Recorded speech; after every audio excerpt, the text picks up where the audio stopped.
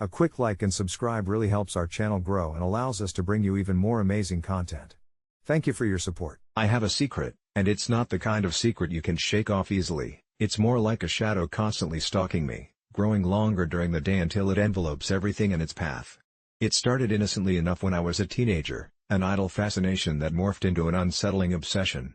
I couldn't help it, it was like my eyes had developed a mind of their own, drawn to the bulges of men regardless of whether I was in a grocery store, a crowded subway, or even at work. At first, I thought maybe it was just my hormones, the rites of teenage passage whispering cruel secrets about what it meant to be attracted to someone. But then it spiraled. I'd see a hint of something in tight jeans, the outline of a body that sent shivers down my spine, and before I knew it, I was caught in a web of inappropriate stares and lingering glances, entwined deep in the thrill of it all. I tried to control myself, eye contact, conversation, whatever I could to overload my senses before succumbing to the urge to look. It was easy to brush it off as harmless curiosity until the day I met Caleb. He moved in next door, a charismatic smile that lit up the entire street and those sweatpants that fit like a second skin. My gaze kept flitting to him, my heart racing with some primal instinct as I watched him weave through his garden, muscles rippling, self-assured. One afternoon, I caught him lifting weights in his backyard, the sunlight glistening on his skin, and my breath hitched. I remembered scolding myself silently, trying to focus on the flowers I was supposed to be tending but failing gloriously. That was the first time I heard the whispering, almost like it was creeping out from my subconscious. "Just look one more time," it taunted, a voice that didn't belong to me yet resonated deep within. Eager to please, my gaze was drawn like a moth to a flame, but I felt a wave of resistance wash over me. I took a few steps back, wanting to run away from this overwhelming tide of embarrassment and desire. But I couldn't. My hands were trembling as I tried to cover my reckless thoughts, and as I turned to bolt, a sudden chill washed over me. Caleb had caught me staring. The look in his eyes told me that he knew. Mortified, I fled back inside, shutting the door behind me as if it could block out my shame. Hours turned into days, a cycle of constant hiding from this man I barely knew, and yet my obsession with him intensified, leaving me no choice but to keep checking, even when I was out with friends. It turned into a game of desperation. I'd pretend to be interested in the bar scene, feigning conversations while secretly scanning the crowd for any hint of pleasing anatomy, hearts quickening, breaths catching.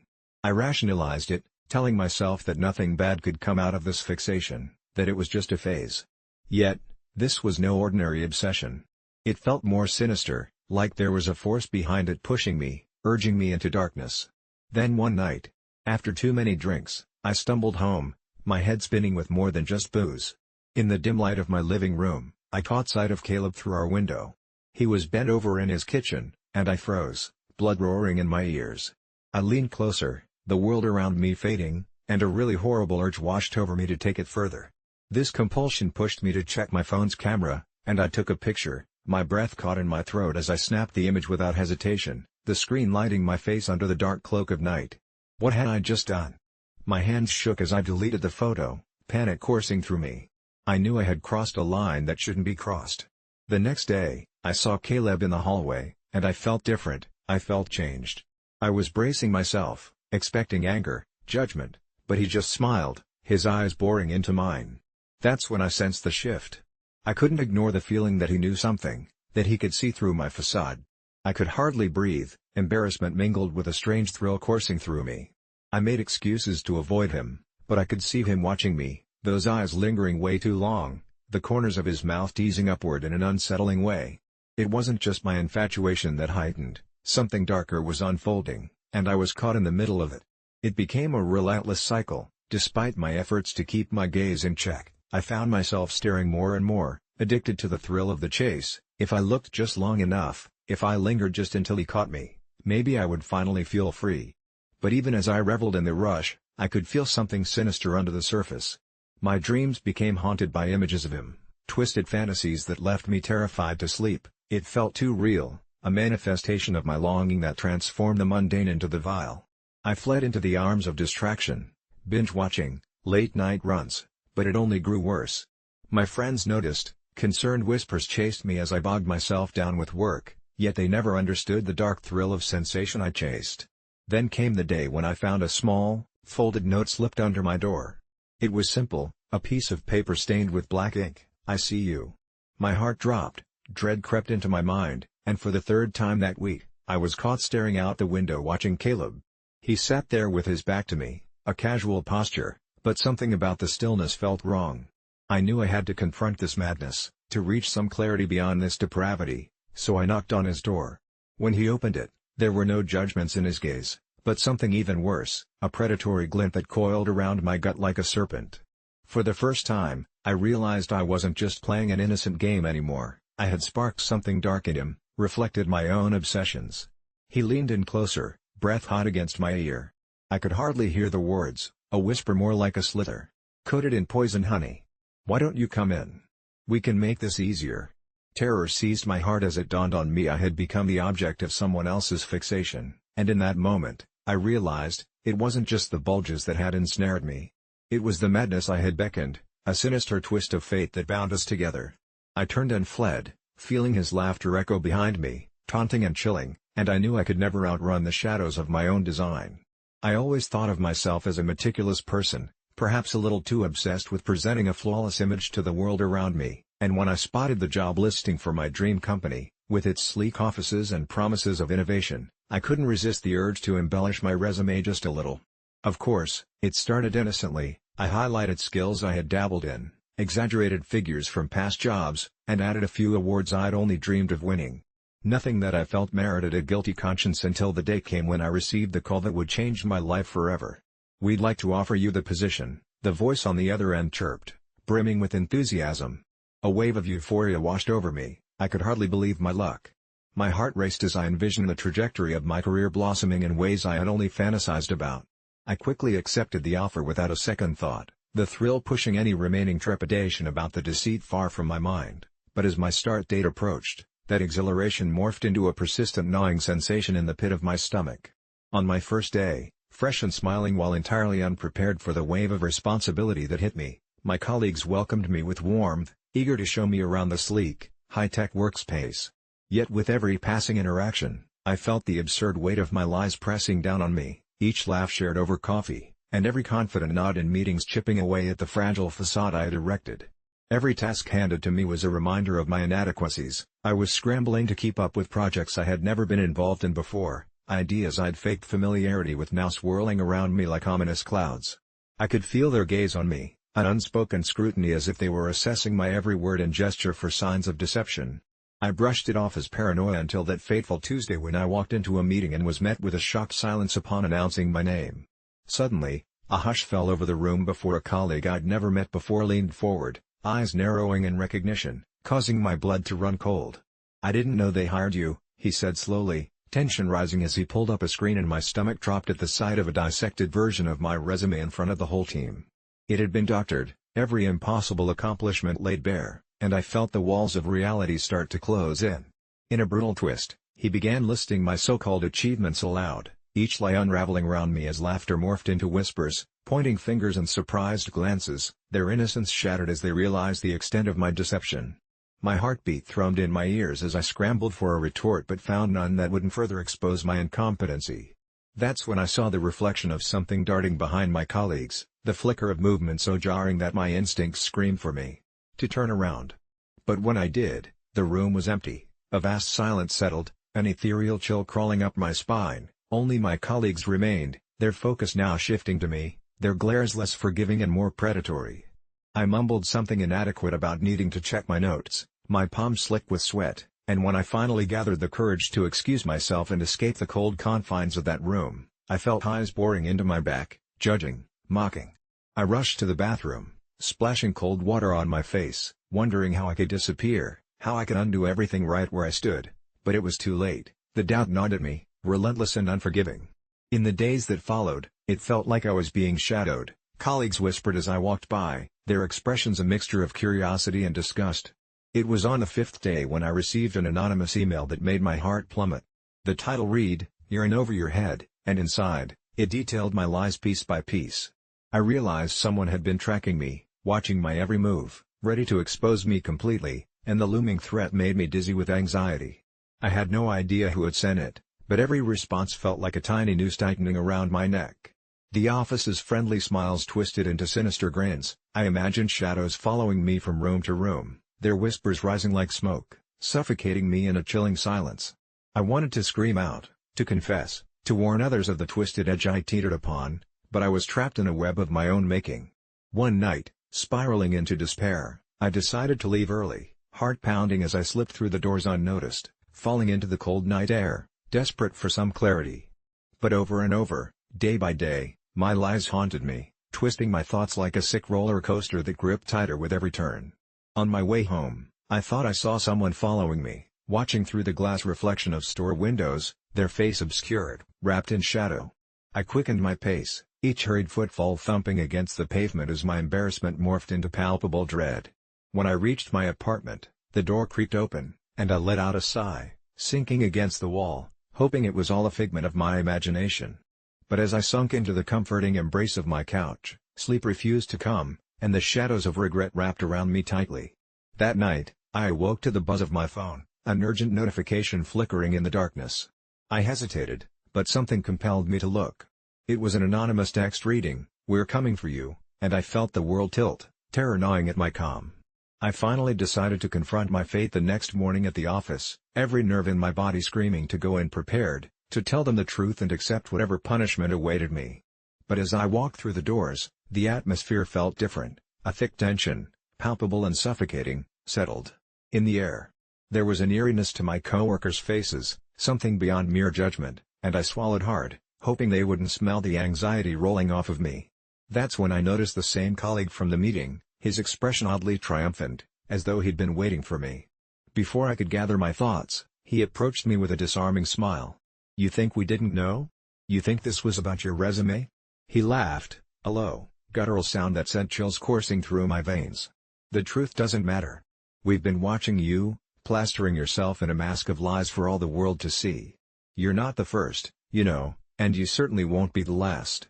I stood frozen as he leaned in, his face inches from mine, a sinister glint in his eyes. "But you're special. We've got something for you." Panic bubbled under my skin. I was backed into a corner by people who knew things far more profound than I could imagine. Suddenly, the lights flickered, and the room darkened momentarily, unveiling shrouded figures lurking in the shadows behind my colleagues, fading into obscurity before my mind could fully grasp the horror. They approached slowly, their movements predatory, embodying everything buried under the weight of my regrets, everything I thought I could escape. "You'll find out soon enough," he whispered before stepping back into the encroaching darkness, and suddenly, it became crystal clear, this wasn't merely about my resume, it was about the very essence of lies, and how deeply they can penetrate the fabric of your life. As dread wove through me, I understood I was ensnared in a game far beyond my comprehension, and as a crooked grin spread across the room, I realized too late that there was no escaping the consequences of my deception. They knew. They always knew. I work at a low-key diner in a small town, the kind of place that serves grease-drenched fries and all-day breakfast, where regulars come to sip overly sweetened coffee and swap gossip that echoes off the chipped linoleum. It was a job that I took out of necessity more than passion, especially since my mom had just recently fallen sick, and I had all the bills piling up at home. My coworker, Karen, is the kind of person who thrives on petty drama. She's got a knack for turning mundane requests into full-blown crises. She's also been eyeing my Wednesday morning shift, my only early day, like a hawk, but I'd made plans to take my mom to her bi-weekly therapy session, a rare opportunity for us to reconnect, as my work schedule often monopolized my life. It was during one of her endless complaints about her own commitments that she launched into a full-on crusade, convinced that I, the selfish employee, was sabotaging her chances for success. I politely declined when she first asked to swap shifts, citing my prior obligation, but that only seemed to snowball into her relentless barrage of guilt trips and passive-aggressive remarks. "You don't care about anyone but yourself," she huffed one night during closing, flicking the fryer switch off with far too much force. "Some people have real ambitions." I tried to shake off her words, but they clung to me like sweat-soaked uniforms. I thought maybe I was being unreasonable, and since people love to insist that kindness is a two-way street, I made the mistake of texting her one evening to see if we could reach some understanding, joking that I could trade my early shift for her Saturday night, which is the busiest time at the diner, hoping this would make her think twice. But Karen was relentless. She acted like I'd committed treason. Soon I was receiving messages from other co-workers, who were also under her spell, asking me why I couldn't just be a team player, to do it for the family of the diner. It started to feel like a witch hunt, but I stood firm. I couldn't lose my one chance to spend quality time with my mom. The weight of my decision hit harder one night when I overheard Karen talking in the break room, plotting ways to undermine my credibility. She painted me as the villain to anyone who'd listen, saying I was sabotaging her dreams while simultaneously tearing down my work ethic like I was the problem ruining her life. I couldn't comprehend how a simple shift swap had turned into something so twisted. Was I really the antagonist here? A part of me thought about just giving in, but the memory of my mom's face during our last appointment reminded me of what I was fighting for. A tiny but fierce part of me didn't want to grant Karen the satisfaction of having made me yield. As weeks dragged on, I noticed strange things happening. Orders would come in for tables I wasn't assigned, the ice machine would mysteriously malfunction, and patrons oohed over the burnt toast that I'd swore I never cooked. It got to a point where I almost felt like I was being bullied at my own job, a chilling sensation creeping over me that Karen had somehow turned the rest of the staff against me. One particularly chaotic Saturday, I was hit with the nausea-inducing news from my boss that I would need to take a 2-week indefinite leave due to additional training. It was a thinly veiled excuse, but I heard the laughter in Karen's eyes when I left the break room. With my heart racing, I pulled up the diner's group chat later that night, only to see Karen had shared a meme about a greedy coworker that looked suspiciously like me. The blind rage surged within me because I was sick of her games, but it wasn't until the night of my mom's treatment that everything spun out of control. Sitting in the waiting room, I suddenly received a frantic text from my coworker Sarah, warning me that Karen had taken my shift, and I knew she'd done it just to make a point. Panic gripped me, an icy hand squeezing my insides as I reflected on how low she would sink just to win a petty fight. I rushed back to the diner, yelling at the owner, but he was too mesmerized by Karen's shining performance behind the counter. I left, heartbroken and nauseated, feeling trapped in a web of everyone else's delusions. But it was that anger that eventually propelled me forward. I swore I would no longer allow anyone to dictate how I conducted my life. So with a heavy heart, I made a plan. I kept my mom's treatment notes clutched to my chest, carefully documenting every absurdity about the diner and getting to know my coworkers better. The next time I stepped in that diner, I was armed not just with memories, but intent and vengeance. It was no longer about the shift, it had morphed into a catalyst to take down a toxic work environment once and for all. As the weeks passed, I slowly began gathering support, showing my colleagues the truth behind Karen's facade, and it wasn't long before the memes and whispers flipped on her. The tides turned swiftly. She was out of the restaurant and back to being the messy, bitter person she had always been, while I finally reclaimed my time with my mom.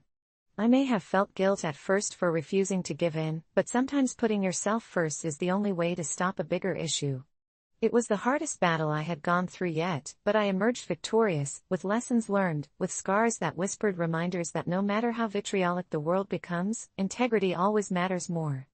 After all, being a team player doesn't mean losing yourself in someone else's game. I called my mom ugly, and it's my biggest regret to this day. I thought it was just a stupid, careless joke in a moment of teenage angst, but as the words slipped out of my mouth, I immediately felt the air in the room shift, palpable and heavy, and the look on her face was something I can still recall with heartbreaking clarity. She stood frozen, her eyes wide as if I had physically struck her, and for a second time stood silent, just waiting in stunned disbelief, and in that moment it dawned on me that I had crossed a line I hadn't even known existed, but by then it was too late and I shuffled back to my room, blissfully unaware of the consequences my reckless words would bring. It wasn't until days later when I awoke to find my mom sitting on the edge of my bed, her face pale and drawn, the light in her eyes dimmer than I had ever seen, and she simply whispered that she was sorry, that she loved me and would always be there for me, even if I didn't realize the weight of my words. And I brushed it off because that's just what kids do. They don't understand the intricate web of family dynamics, the way a mother's love is woven into every thread of life, and how brutal it feels to have that love weaponized by a careless child.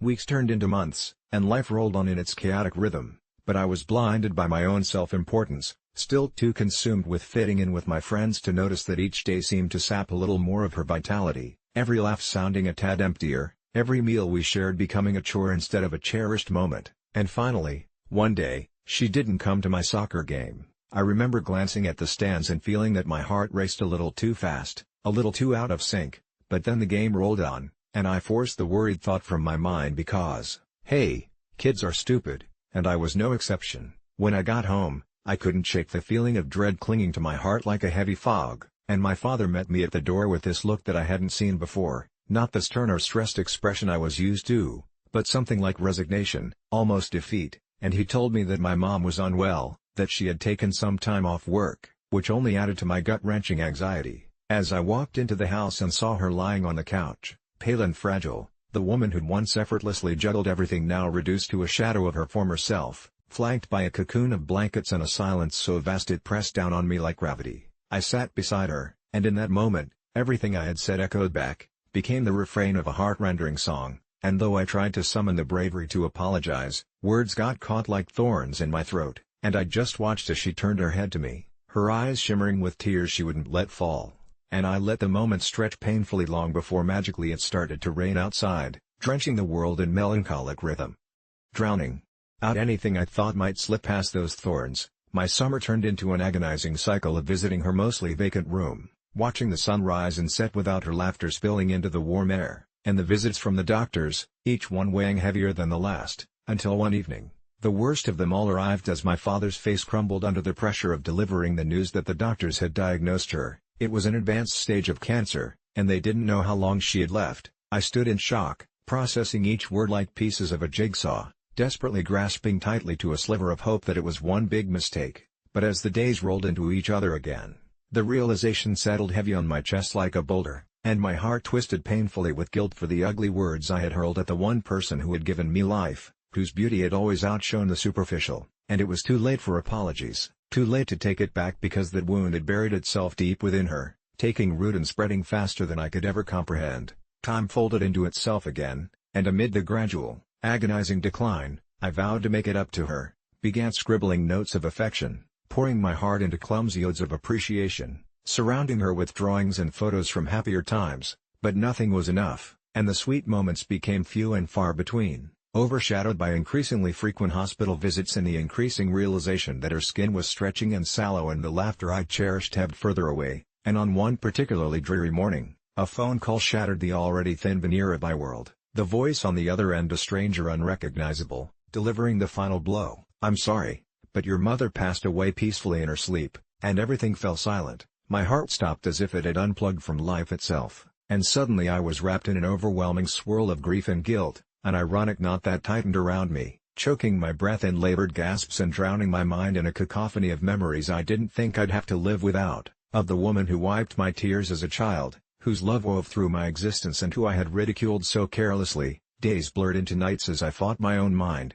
trapped in a loop of imagined scenarios where I spoke to her one last time, told her how beautiful she really was, begged her to forgive me for my outburst that day, until I could taste the bitterness of regret on my tongue. A flavor I would carry with me forever because no matter how much time passed, I could scarcely breathe without wrestling with my regret, something so weighty it felt as if it would crush me beneath its seismic force, and as the years dragged on, I found myself hoping for a fleeting glimpse of her, some sign that she knew how much I loved her, but instead, I was left with only shadows of a past that whispered to me in dreams. So vivid they felt real, laced with her laughter that always followed with the gnawing reminder of that ugly word I had said. Every evening, I would catch myself standing at her grave, tears streaming down my cheeks as I begged for forgiveness, haunted by the visage of her smile that was now nothing but a distant whisper. This is where I remind you, don't ever take for granted the precious moments, the love wrapped in the mundane, and never say something you might later regret, because it may just be your last chance to tell them they are beautiful, and that you love them. After all, it was the last lesson I learned way too late. The scars that linger can outlast even death. I am writing this because if I don't, the memory will consume me. I'm a 28-year-old woman, and for almost half my life, I've harbored a secret that has haunted me since childhood, a secret that recently spilled out and shattered my younger brother's perception of his most cherished memory. 14 years ago, we spent an idyllic summer at our family's lake cabin, where the highlight was a photo of my 6-year-old brother, Daniel, catching his first fish. In that moment, he beamed with an ear-to-ear grin, the sun reflecting off the lake's surface, framing him in what seemed like pure magic. But the truth? That photo was a lie. I'd photoshopped the image to replace a snapshot of him in tears, furious at not being able to haul in the fish I'd caught earlier. I did it to preserve not just his childhood pride but my own. I wanted to be the perfect big sister, the one who always made things better. For years, I let him believe he was a fishing prodigy, a glorious little angler destined for greatness, and I felt like I was doing right by him. However, guilt festered in me, a festering wound pretending to be a scar, and as life would have it, I plotted my confession, trying to plan it in the least destructive way. Yet, the worst time came a few nights ago when Daniel, now a confident 20-year-old with dreams of being a marine biologist, wanted to use that photograph for a presentation on childhood memories. That's when the truth slipped from my mouth like a dark shadow breaking free, the realization that my brother's most treasured moment was nothing more than a fabrication. I watched the joy in his eyes fade until they were eclipsed by confusion and betrayal. I initially thought admitting it meant I'd cleanse my conscience, but it only unleashed a raging storm in him, a tempest of hurt and anger that left him reeling. I thought he'd laugh it off, surely he wouldn't hold it against me. But as I witnessed disbelief morphing slowly into hurt, it dawned on me that I had stripped him of a part of his innocence, weaponized what was supposed to be a simple memory, turning it into a cruel joke that twisted his childhood in ways I never anticipated. "Why would you do that?" he demanded, his voice barely cracking but laced with a boiling fury that felt alien yet terrifyingly real. "It was my moment. You took that from me, and for what? A stupid story?" The pain in his voice cut deeper than any blade, and I crumbled. I never expected to feel this insignificance take root in me, as if I had turned back time and was faced with an immense weight of responsibility. I tried to explain my motives, how I thought I was protecting him, yet my words felt hollow against the backdrop of his devastated expression. That night, he walked out, leaving me alone in that cabin, its walls suddenly closing in on me, each of our shared memories mocking me with their cheerful nostalgia while I was engulfed in darkness. I spent the following hours replays in my mind. What if I'd told him earlier? What if I'd let him have those painful moments? I kept him safe, but I kept him small, shrunk him into this tiny box of falsehoods, and now he wouldn't speak to me. I tossed and turned until dawn, visions of my brother's face swirling, the hurt, confusion, and disgust straining and pulling within me. As I watched the first light of morning creep through the curtains, I made a decision. I needed to do more than just apologize.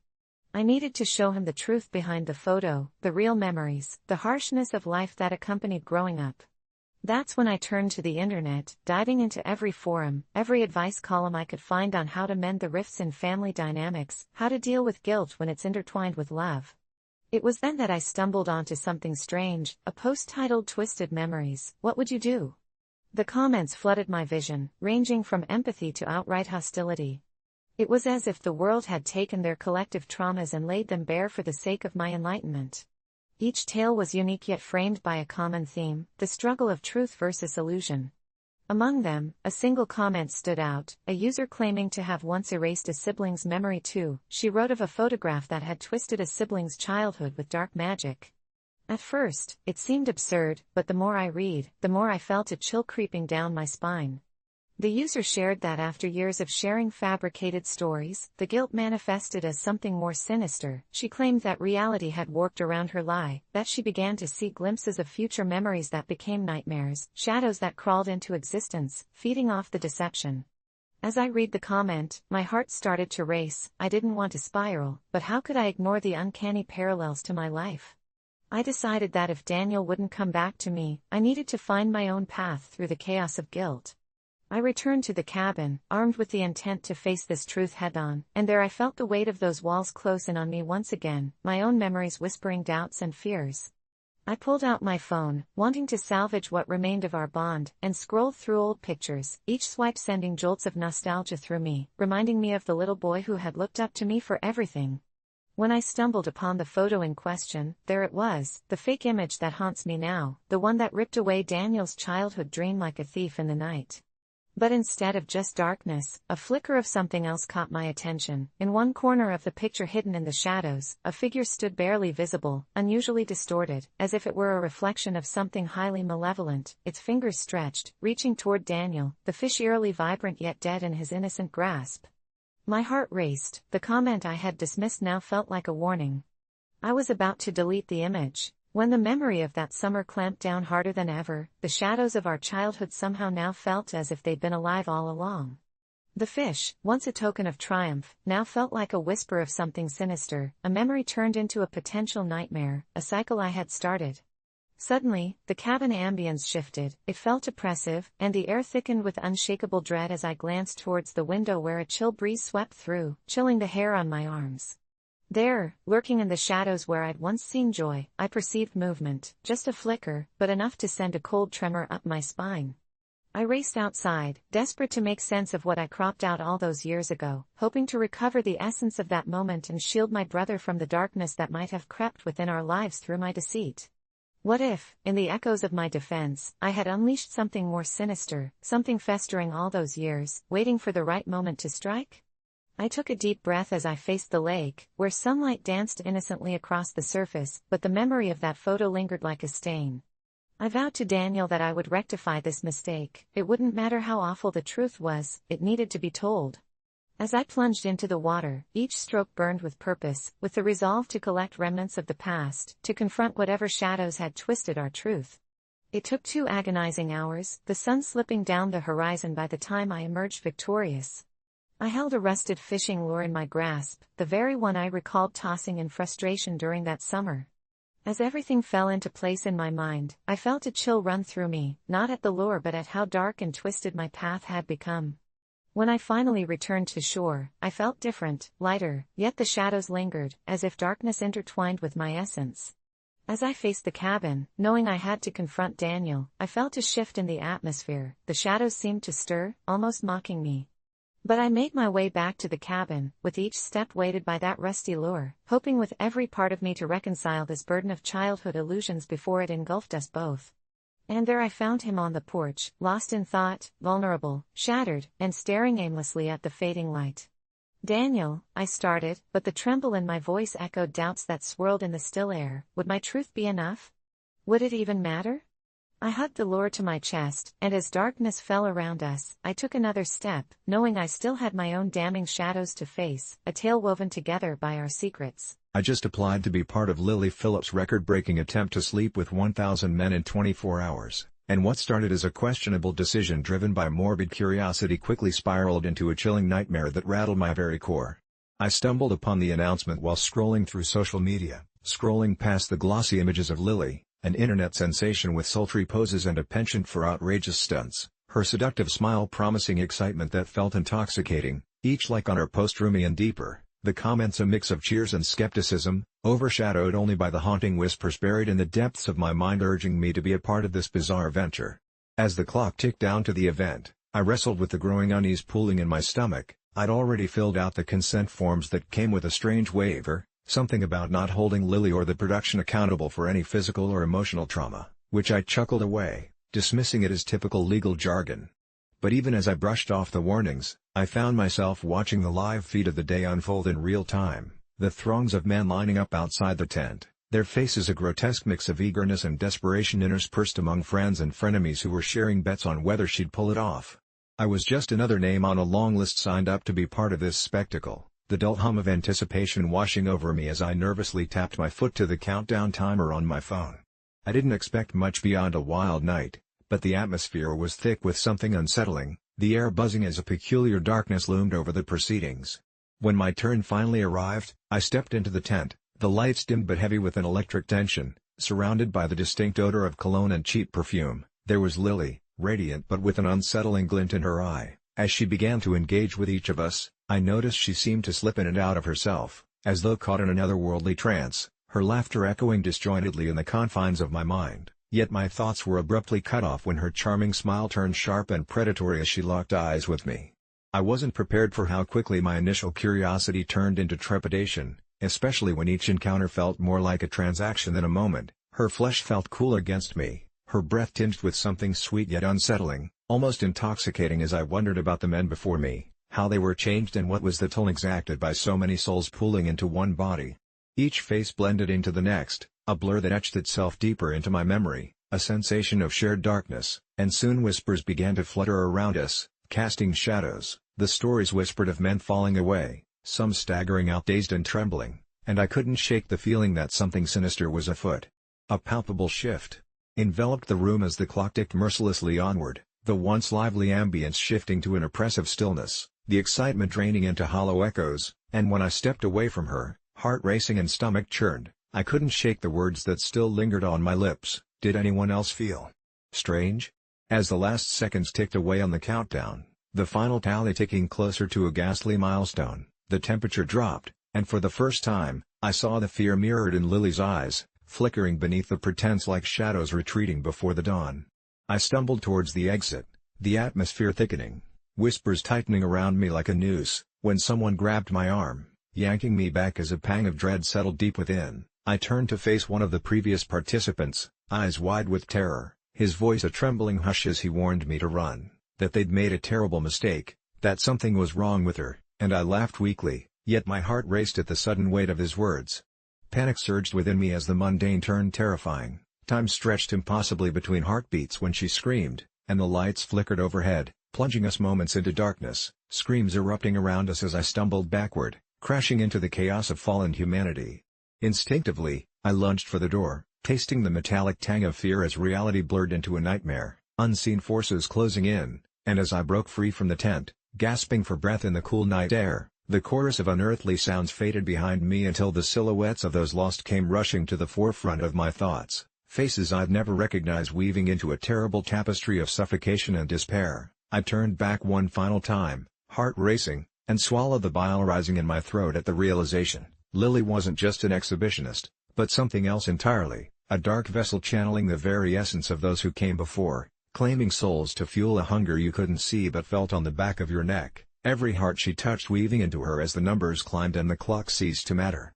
I know I got out, but I'll never forget how she looked at me, tainted and shimmering, her grin wide and malevolent, a force tethered to an ancient darkness that had awakened, leaving me with an unspeakable dread that long after I escape, I still feel her watch, waiting for her next opportunity to claim the living for her insatiable record.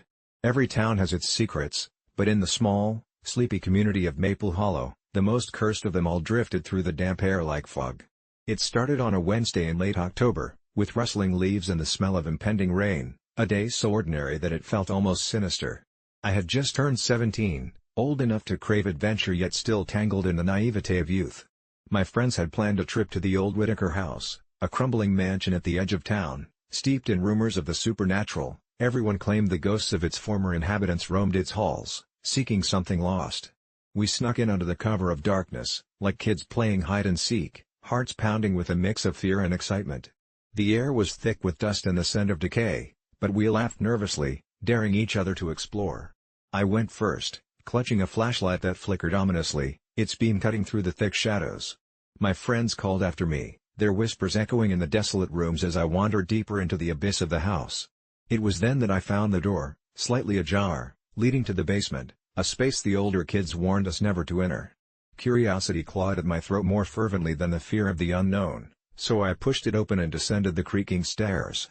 The air grew colder, wrapping around me like a shroud, and as I reached the bottom, the light from my flashlight fell upon something I can only describe as an altar, adorned with dried flowers, old photographs, and what appeared to be a sickly sweet substance smeared across the floor, a grotesque offering of something long forgotten. That's when I noticed the walls dripping with what looked like old paint, but it wasn't paint, it was blood, dried and darkened, forming crude symbols and shapes that sent chills racing down my spine. Moving closer to inspect, I thought I heard whispering, not from my friends but from the dark corners of the basement, an indistinct murmur that piqued my instincts to flee. But then there it was, a figure in the shadows, slumped against the wall, its hair matted and its clothes ragged. I blinked in disbelief. It was a girl, older than me, I think, or maybe not. Her eyes, hollow and vacant, met mine, and in that moment, everything sharp faded away, the laughter of my friends, the sense of adventure, my heart starting to race not out of thrill but sheer terror. She raised a hand, her finger stained with that same grotesque substance, and slowly traced a line across her throat, a gesture of suffering that twisted something deep within me. I wanted to scream, but the sound caught itself in my throat as her lips moved, forming words that never graced my ears, silent pleas wrapped in agony.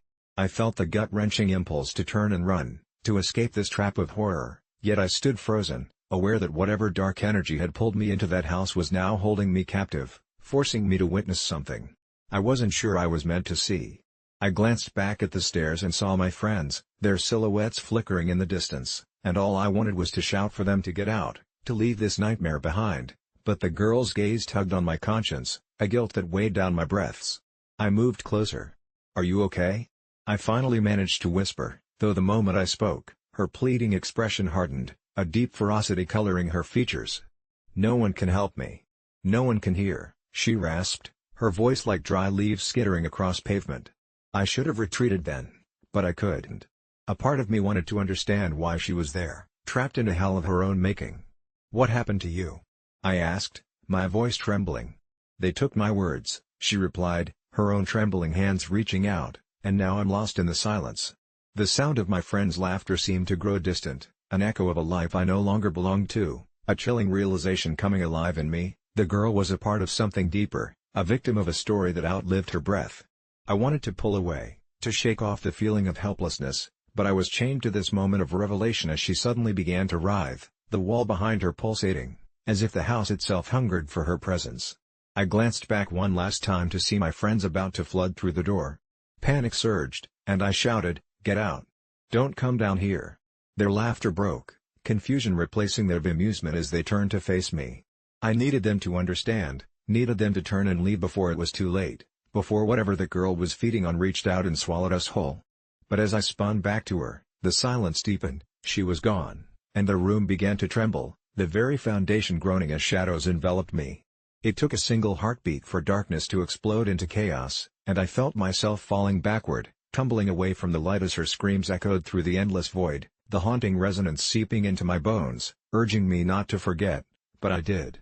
I bolted up the stairs, utterly absorbed in the frantic battle to escape, my heart hammering as I burst through the door.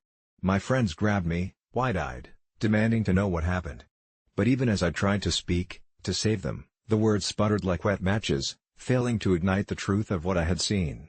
We fled the house, its walls collapsing in on themselves behind us, but when we reached the street, breathless and wild-eyed, I cast a final glance back. The mansion stood still, almost serene in the dwindling light, swallowing what had just transpired, leaving me with nothing but the weight of my silence.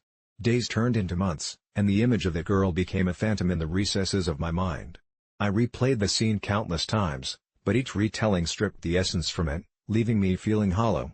Until one quiet night, with the memory haunting me, I made the reckless decision to return, armed only with a flickering flashlight and my own guilt. As I crossed the threshold, the air thickened, and I felt her presence creeping back into my spine. I staggered down those stairs once again, prepared for the worst, but the altar lay abandoned, the blood dried and cold, no signs of her sorrow lingering. I called out, desperation clawing at my chest, "Where are you?" But the silence swallowed my voice whole. I stood alone in the stillness, feeling the suffocating absence where anguish had once held me wrapped. It was in that moment, with dread settling around me, that I understood, I would never forget what I saw, I could never speak of it, and would never be free from the silence that followed me quietly like a shadow, whispering endlessly that I had failed to save her, that the moment had passed, and though I had chosen to say nothing at all, her words were forever etched in my soul. I tried it once in bed, and now I can't think about anything else. It all started innocently enough on a late Friday night when I was scrolling through social media, half-stoned and lost in the dull glow of my phone's screen. I stumbled upon a thread discussing a particular method of lucid dreaming, a technique that supposedly allowed you to take full control of your dreams, an idea that tapped into my curiosity like a key turning in an ancient lock.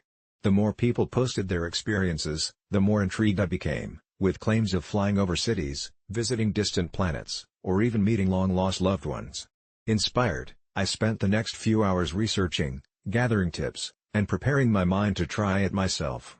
I read about visualization, the importance of keeping a dream journal, and even the peculiar technique of waking yourself up multiple times during the night, which supposedly heighten one's awareness in dreams. That night, heart racing with anticipation, I crafted a primitive ritual. It felt silly, almost childish, but when you're desperate for escape from the monotonous reality of life, you'll try anything. I slipped under my comforter, shut my eyes, and whispered a mantra to myself, embracing that sweet longing for a thrill I hadn't felt in years. Drifted gently into sleep, I anticipated my subconscious to obey my newfound desires, but instead, I was thrown into a nightmare that felt so painfully real that I couldn't tell if I was dreaming or awake. The dream began in a familiar place, my childhood home, but everything felt off. The rooms were distorted, walls damp and covered in crawling shadows, and I couldn't shake the feeling of being watched. I tried to scream, but no sound escaped my lips, and the shadows morphed into grotesque figures, twisted versions of old friends and relatives who bore twisted, cruel smiles. They beckoned to me, encouraging me to join them in the darkness as I felt icy fingers brush against the nape of my neck, dragging me deeper into fear. Just when I thought I would be swallowed whole, I jolted awake, drenched in sweat, heart pounding like a war drum. I told myself it was just a nightmare, a result of the anxiety from the world outside, but deep down, a whisper of excitement clung to me, my very first taste of lucid dreaming. After that, I became obsessed. Night after night, I'd practice the techniques, meticulously recording my dreams in a journal, hoping to return to that place, desperate for control over my mind and my surroundings. And then it happened again. The second time was different. This time, I kept control, and with it came an almost euphoric power. I could bend reality, twist the rules that normally governed my sleeping mind.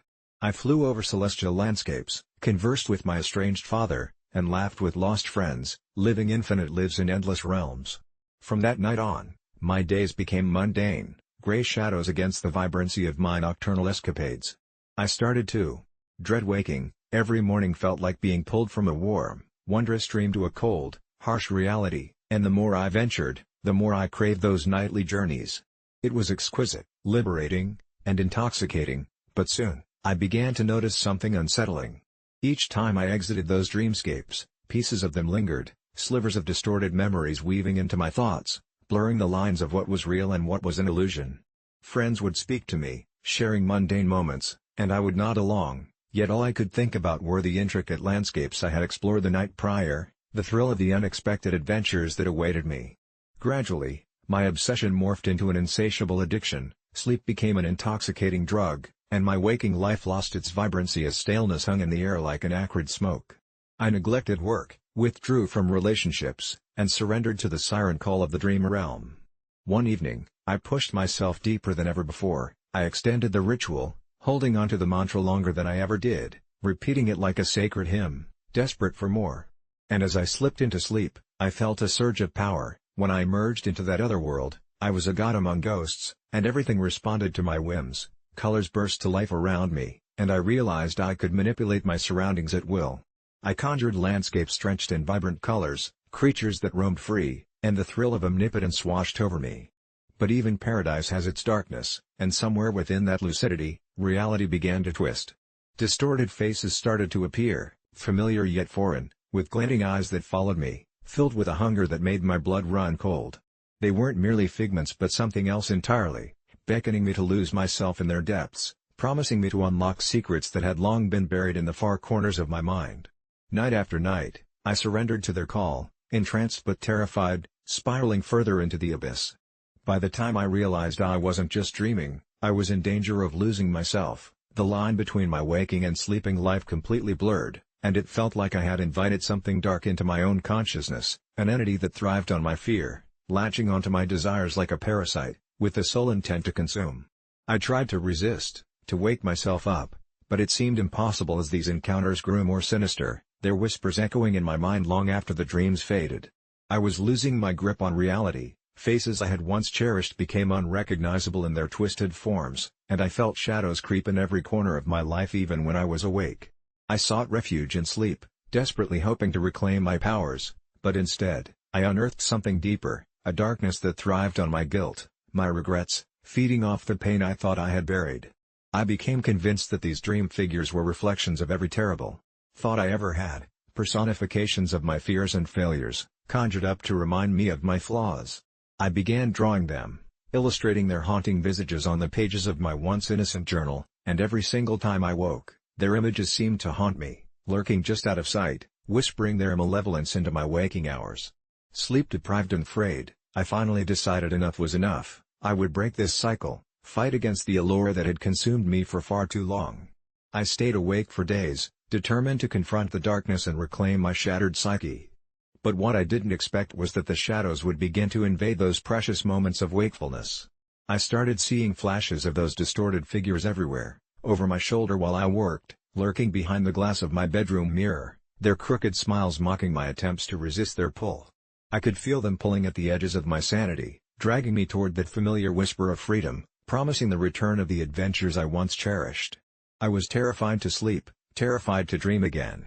Yet the addiction had become too deep. One night, against my better judgment, I succumbed once more, planting myself firmly beneath the sheets, whispering the mantra with trembling lips as I slipped back into the dark embrace. Yet, when I awoke, It wasn't to the vibrant landscapes or whimsical creatures, no, this time, I awoke in a space worse than any nightmare, a place where shadows entwined with deeper shadows, and the deranged cackles of grotesque forms echoed endlessly in a void devoid of light or time. Panic coursed through me, a cold sweat coating my skin, and as I turned in frantic desperation, those figures I thought I'd been encountering had transformed entirely, inching closer, each smile stretching wider than before, evoking a deep primal terror that paralyzed me. I realized then that I could never escape this. I had invited these things into my mind, and the more I sought to control them, the stronger they grew. I had become the dream, and there was no going back to who I was. Now, I sit here, wide-eyed in my bed, unable to distinguish between earth and dreams, between the waking world and the horror that became my reality, and all I can think is, if you ever find yourself longing to explore that hidden realm within you, that intricate world of infinite possibilities, remember the price of the door you may open. Once you've tasted that power, it will haunt you, whispering, pleading for more, and you'll find yourself wanting to return, not knowing that the shadows you chase may very well chase you right back into the depths of a nightmare from which you may never awaken. I should probably start by mentioning that my mom had always been a force of nature, a woman whose opinions could make or break the day. I used to look up to her, wanting to wear the same stylish clothes and have the same kind of confidence she exuded, but that changed after last year's family gathering when she casually mentioned I had gained weight over the winter. It wasn't said in a cruel way, but rather in her blunt, unyielding tone that left me reeling. At first, I thought about shrugging it off. After all, taste buds can drive the unwary to indulgence, but as weeks passed, I found myself trapping echoes of her words in the corners of my mind. Fast forward a few months later, we were preparing for my sister's wedding, a grand event that would showcase every family member and friend dressed to the nines. When my mom and I went dress shopping, I could feel anticipation buzzing in my veins, but it was bittersweet. Each dress was lovely, but as the sunlight grazed the mirror, it caught the fickle shadows of self-doubt, and every tug of fabric was accompanied by her scrutinizing gaze. Then came the moment I feared. She picked a stunning red dress and held it out like a trophy, but when I emerged from the dressing room, her reaction was not what I hoped for. "You know, honey, I think something a bit looser would suit you better," she said casually, her thin smile carrying an insidious weight. The words hung over me like a cloud threatening rain, and suddenly, all the mannequins seemed to close in around me, like they were whispering to each other. I felt the heat of shame creep through my cheeks, but something snapped. The soft, timid girl she had raised faded into the background as indignation bloomed. I stood there, heart pounding, and said, "AITA for telling Mom I will buy my own dress after she called me fat?" She blinked as if I had just thrown a glass of cold water in her face, and a shaky silence enveloped us. I turned my back, slipping back into the dressing room, and suddenly the chaos outside felt muffled, almost unreal. I wanted to scream, to cry, but instead, I felt a wave of empowerment wash over me. Why did I care what she thought? I rifled through the cheap dresses on the rack. The gaudy sequins and tearing seams felt welcoming in their imperfection. I tried on a simple emerald green gown that fit me like it was tailored just for me, and when I stepped back into the light, something shifted. The vision of the woman I used to be began to morph into something brand new, something brimming with defiance. I slid into the floor-length skirt, the color wrapping around me like a promise. When I looked in the mirror, the reflection staring back wasn't just a girl burdened by her mother's words, it was a woman ready to make a statement, pursuing her independence, daring to redefine beauty on her own terms, and for the first time in a long while, I gasped with joy. I finally came to realize my worth was not tethered to the fabric my mother handed me, and as I walked back, the emerald dress swaying with each step, I could see the shift in her expression. Her eyes widened, a hint of surprise dancing in the corner of her mouth. "That actually looks lovely," she stammered, and something dark twisted in my gut, mingling anger and reluctant acceptance, as I remembered how her voice pierced through my happiness weeks ago. I shook my head, still feeling the rush of courage from leaving her disapproval behind as I answered, "Thanks, but I've decided I'll get my own dress for the wedding." The silence, thick and uncomfortable, tangled in the air between us as I could feel the tension coil tighter, her eyes flaring momentarily with disbelief before rolling into disappointment. She sighed heavily, as if the weight of disappointment in me bore down, and while I once sought her approval, this rejection tasted different. It felt like freedom. I floated to the store entrance, my heart racing but my mind clearer than it had been in weeks, and when I bought the dress on my own terms, I felt like I was taking a bold step into the future instead of shying away from past shadows. Yet in the days leading up to the wedding, I could feel her gaze lingering, a cold prickling on my back as if she were waiting for the right moment to unleash her disappointment, and I braced myself as those wedding bells chimed. When the day finally came, I felt invincible as I pulled that emerald dress over my body, my reflection glowing with defiance. I triumphed through the crowd, my dad beaming with pride, yet behind me, I could sense my mom's silence. That characteristic sharpness in her smirk was nowhere to be found. As the vows exchanged resonated before us, I couldn't shake the feeling that somewhere deep down, spite lingered in that corner of her heart. Maybe she thought I'd regret standing up for myself, but as I took in the twinkling lights and the wild laughter around me, I knew I wouldn't take that confidence back for anything. The reception was euphoric until, just before it crescendoed, I caught my mother's eyes across the room. She approached, and the air thickened as tension crackled between us. "You really should have let me help you pick something more flattering," she murmured, a thin smile resting on her face but a storm brewing in her expression. My heart raced, and for a moment, I felt the girl I used to be creeping back, whispering to shrink under her disdain, but I wasn't having it. Channeling everything I felt the moment I decided to reclaim my story, I stated firmly, "No, Mom. This is who I am, and if you can't support me, then maybe I was right to buy my own dress after all." She hesitated, an army of emotions flashing through her eyes, and in that moment, I saw both loss and fear mingling with something close to admiration. As the music filled the room and laughter broke around us, I felt the sharp edges of my insecurities dulling, transforming into an armor I never knew I needed. We could stand in the tension of our differences, or I could embrace the freedom that came with walking away from the need for her approval. I walked away from her then, joining my friends who were twirling joyfully under the fairy lights, a smile bursting anew as I danced beneath the stars, and while I could still feel her distant gaze, it didn't pierce through my newfound strength. It simply faded into the background, a reminder that sometimes, to find yourself, you must sever the chains holding you to hurtful expectations, and in that moment, I wasn't just wearing an emerald dress, I was wearing the knowledge that I was enough, just as I am. I need to start by saying that the day I placed my large feces under my parents' bed was the culmination of a series of strange events that turned my life upside down, events that began innocently enough during the summer of my 15th year when I discovered an old box in the attic that belonged to my grandmother. At first glance, it seemed like a treasure trove of forgotten memories, faded photographs, dusty letters, and an ancient-looking diary filled with her elegant script, detailing her everyday life during the 1950s, but tucked away in the back, hidden beneath the brittle pages was something that sent shivers down my spine.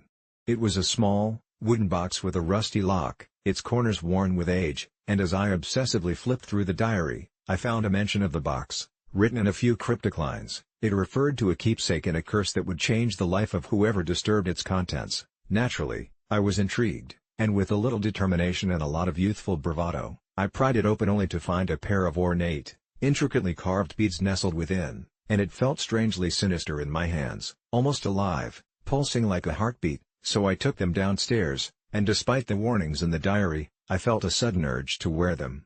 That very night, things began to unravel. My parents started fighting. But not about anything significant, it was petty arguments about the food in the fridge or misplaced keys, escalating in intensity until they were screaming at each other in ways I had never heard before, and it felt like the walls were vibrating with the anger in our house. I tried to brush it off as typical teenage angst, stupidly convinced my parents' relationship was just going through a rough patch, but deep down, I could feel the beads pulling me deeper into their web, enticing me to explore their dark power. As the weeks passed, I started experiencing bizarre incidents. I would wake up in the middle of the night to find my mother staring blankly at the wall by the bed, whispering what sounded like prayers in a language I didn't understand, and my father began to wander the house in a daze, eyes filled with an unfathomable fear. I grew paranoid, convinced the beads had unleashed something in our home, but that paranoia morphed into a twisted curiosity that poisoned my thoughts. I thought about the whispers the beads promised, the secrets they kept, and when the arguments turned physical one night, I knew I had to act. I didn't want to confront my parents or even acknowledge that their transformation terrified me, I just wanted a release.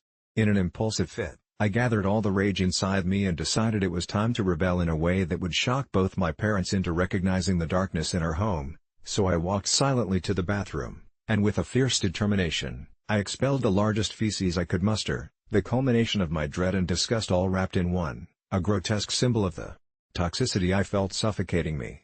I could imagine my parents' shock when they discovered it. Maybe it would open their eyes to how far our family had fallen apart. With a strange exhilarating hope, I crept into their room late at night, my heart pounding with the thrill of rebellion as I slid it under the bed, the very place where their arguments echoed, where I had once felt safe but now only perceived shadows lurking. I was sure it would be the wake-up call that would force them to reckon with the chaos we were trapped in, but as dawn broke, I heard my mother scream in horror, not at the sight of what I had left but at something she swore was under the bed, her eyes wide with terror, trembling recounting an otherworldly presence, while my father stood frozen in disbelief, the anger replaced with sheer terror as I realized I hadn't just uncovered the darkness in my family but unleashed something that lay dormant, something ancient and much more powerful than I could comprehend. The air grew thick and cold, the beads I once wore now feeling like burning coal against my chest, and as I backed away, horrified by the chaos I had inadvertently invited into our home, I felt the weight of countless eyes upon me, the walls closing in, the whispers of the old diary piercing the air with their warnings, telling me that once upon a time, these beads had held a legacy of suffering, and as my parents devolved into fearful skeletons of themselves, fighting battles both within and without, I realized that by acting out in defiance, I had stepped into a world that danced on the edges of sanity, where my rebellion had unknowingly made me the centerpiece in a grotesque play, and the only thing left was to shatter the illusion and expose the truth or risk losing my family, and myself, to the darkness that clothed our home. I was 12 years old when my parents took me to Six Flags, a place that seemed like a kingdom of joy where laughter soared and screams mingled with the whir of roller coasters slicing through the sky, a paradise that turned into a nightmare that remains etched in my mind. The day started like any other. We rushed through crowds of excited families, the smell of popcorn and cotton candy swirling like a sugary fog. I remember my bright yellow t-shirt, its fabric slightly sticky with melting ice cream. I should have known the innocence of my childhood thrill would be robbed that day. We spent hours running from ride to ride, the adrenaline fueling our laughter, until I spotted the spiral of the Ferris wheel glistening in the sunlight. That wheel became my retreat, a slice of solitude amidst the chaos. There was a line, but my attention wandered to a corner of the park, a dimly lit arcade that seemed to call out to me with its flashing lights and the magnetic clinks of tokens.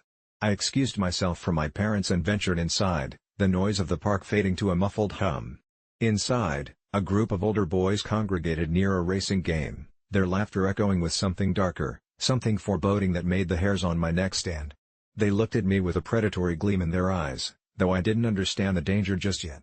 I played a game or two, reveling in the flickering pixelated glory, blissfully unaware as the shadows grew longer and the arcade grew warmer, like a heavy blanket I couldn't shake. That's when I felt a tug at my shirt, and there he was, a man in his late 20s, wearing a faded baseball cap pulled low, his eyes hidden in shadow. He smiled, but it was the kind of smile that chilled my spine, making me feel small in a way that made me subconsciously take a step back as he leaned into my space.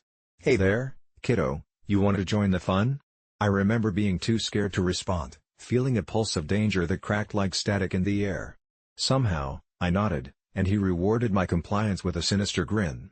We stepped out of the arcade, the vibrant chaos of the amusement park feeling distant, obscured by the growing sense of unease that curled like smoke inside me. He led me to a secluded area behind a food stall, away from prying eyes and cheerful laughter that now seemed foreign. It felt wrong, but my youthful naivety blinded me to the gravity of the situation until it was too late. I can't recall the specifics, but I remember the overwhelming sense of panic as the world moved around me in slow motion. His grip was like iron, and I was powerless to break free. I managed to scream, but sound was swallowed by the cacophony of the festival behind us. I thought I'd die right there. It felt like a vacuum, sucking all the joy out of the world while leaving an echo of horror in its place as shadows danced mockingly around me. When I finally escaped, it felt like I emerged from a fog. I stumbled through the crowd, trying to find my family, desperately searching for safety amidst the cheerful, oblivious strangers. I don't remember how long I searched. Time twisted around me, stretching seconds into an eternity. By the time I found my parents at the log flume, I was drenched in sweat and trembling. I didn't tell them anything, the words lodged in my throat like sharp glass. Each time I tried to speak it felt like I was choking on the memories that refused to settle. I wanted to scream it, to tell them the monster I had encountered, but the shame of not being strong enough, of letting something so sinister touch my innocence sealed my lips. The rest of the day I forced myself to smile through the fear, to pretend that the world hadn't shattered around me, but every laughter wove a thread of paranoia, turning every face I saw into a potential threat. Finally, we left the park. The drive home felt eternal, the weight of the secret suffocating the air in the car. Night fell, and every shadow loomed larger, breathing darkness into my thoughts. Sleepless nights followed. I saw his face in the dark, twisted and grotesque, lurking just beyond my vision. I picked apart the memories like fragile wings, trying to make sense of my experience, fearing what I might uncover, while it tortured me that I hadn't told anyone, that I had let it happen. Each sound in the dead of night would send me scrambling for the bed covers, the shadows weaving tales of what could have been, what could still be. I tried to return to normalcy, but the innocence lost clung to me, a ghost that shadowed every interaction, scaring me away from new friendships for fear of betrayal and mistrust. Middle school became a labyrinth of paralyzing anxiety, every corner held echoes of that day, whispers of laughter turned sinister, and I recoiled into myself, isolating until joy withered in the weight of dread. Years passed without resolution, but the trauma stained my psyche deeply, entwining itself into every aspect of life like a noxious vine. I didn't understand why something from that day haunted me until I stumbled across a thread online, stories shared among voices like mine, struggling to raise awareness against abuses hidden in plain sight.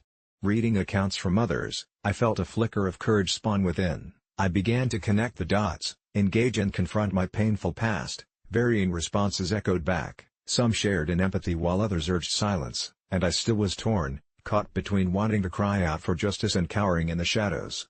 At a therapy session, I finally confronted the fear that had clouded me for so long, revealing the haunting experience, the things that had robbed me of childhood joy. It was incredibly freeing yet so terrifying to release the fears trapped within as they tumbled out like marbles from a spilled bag. But perhaps the most chilling aspect of that experience was the realization that libel or rumors could tarnish my own name even through an eradicated past. As I learned to navigate the emotional minefield, I still face more questions than answers, like should I confront the fears of my past and reach out to that monster? Would he even remember me, or had I become just another lost child among his predatory roll of distant memories? The clock ticks on the possibility of recapturing innocence lost in that day, and while I work through the lasting effects, I have learned something crucial: shadows never stay buried in the dark, and though the past is a haunting specter, I refuse to let it control me. What I once caught in darkness is now bound in light, and perhaps, in time, my story can help others break free of their quiet demons and dare to illuminate the truth. I never thought I'd find myself in a situation like this, but the lure of quick steam points became an obsession I couldn't resist. You see, I was living paycheck to paycheck, my gaming habits slowly suffocating my bank account, and then, one dark evening during a particularly grueling half-hearted scroll through the gaming subreddits, I stumbled across a thread titled "The Dark Side of Digital Services," where users claimed you could earn Steam points by completing increasingly bizarre tasks for anonymous clients, the kinds of things you'd never tell your friends about.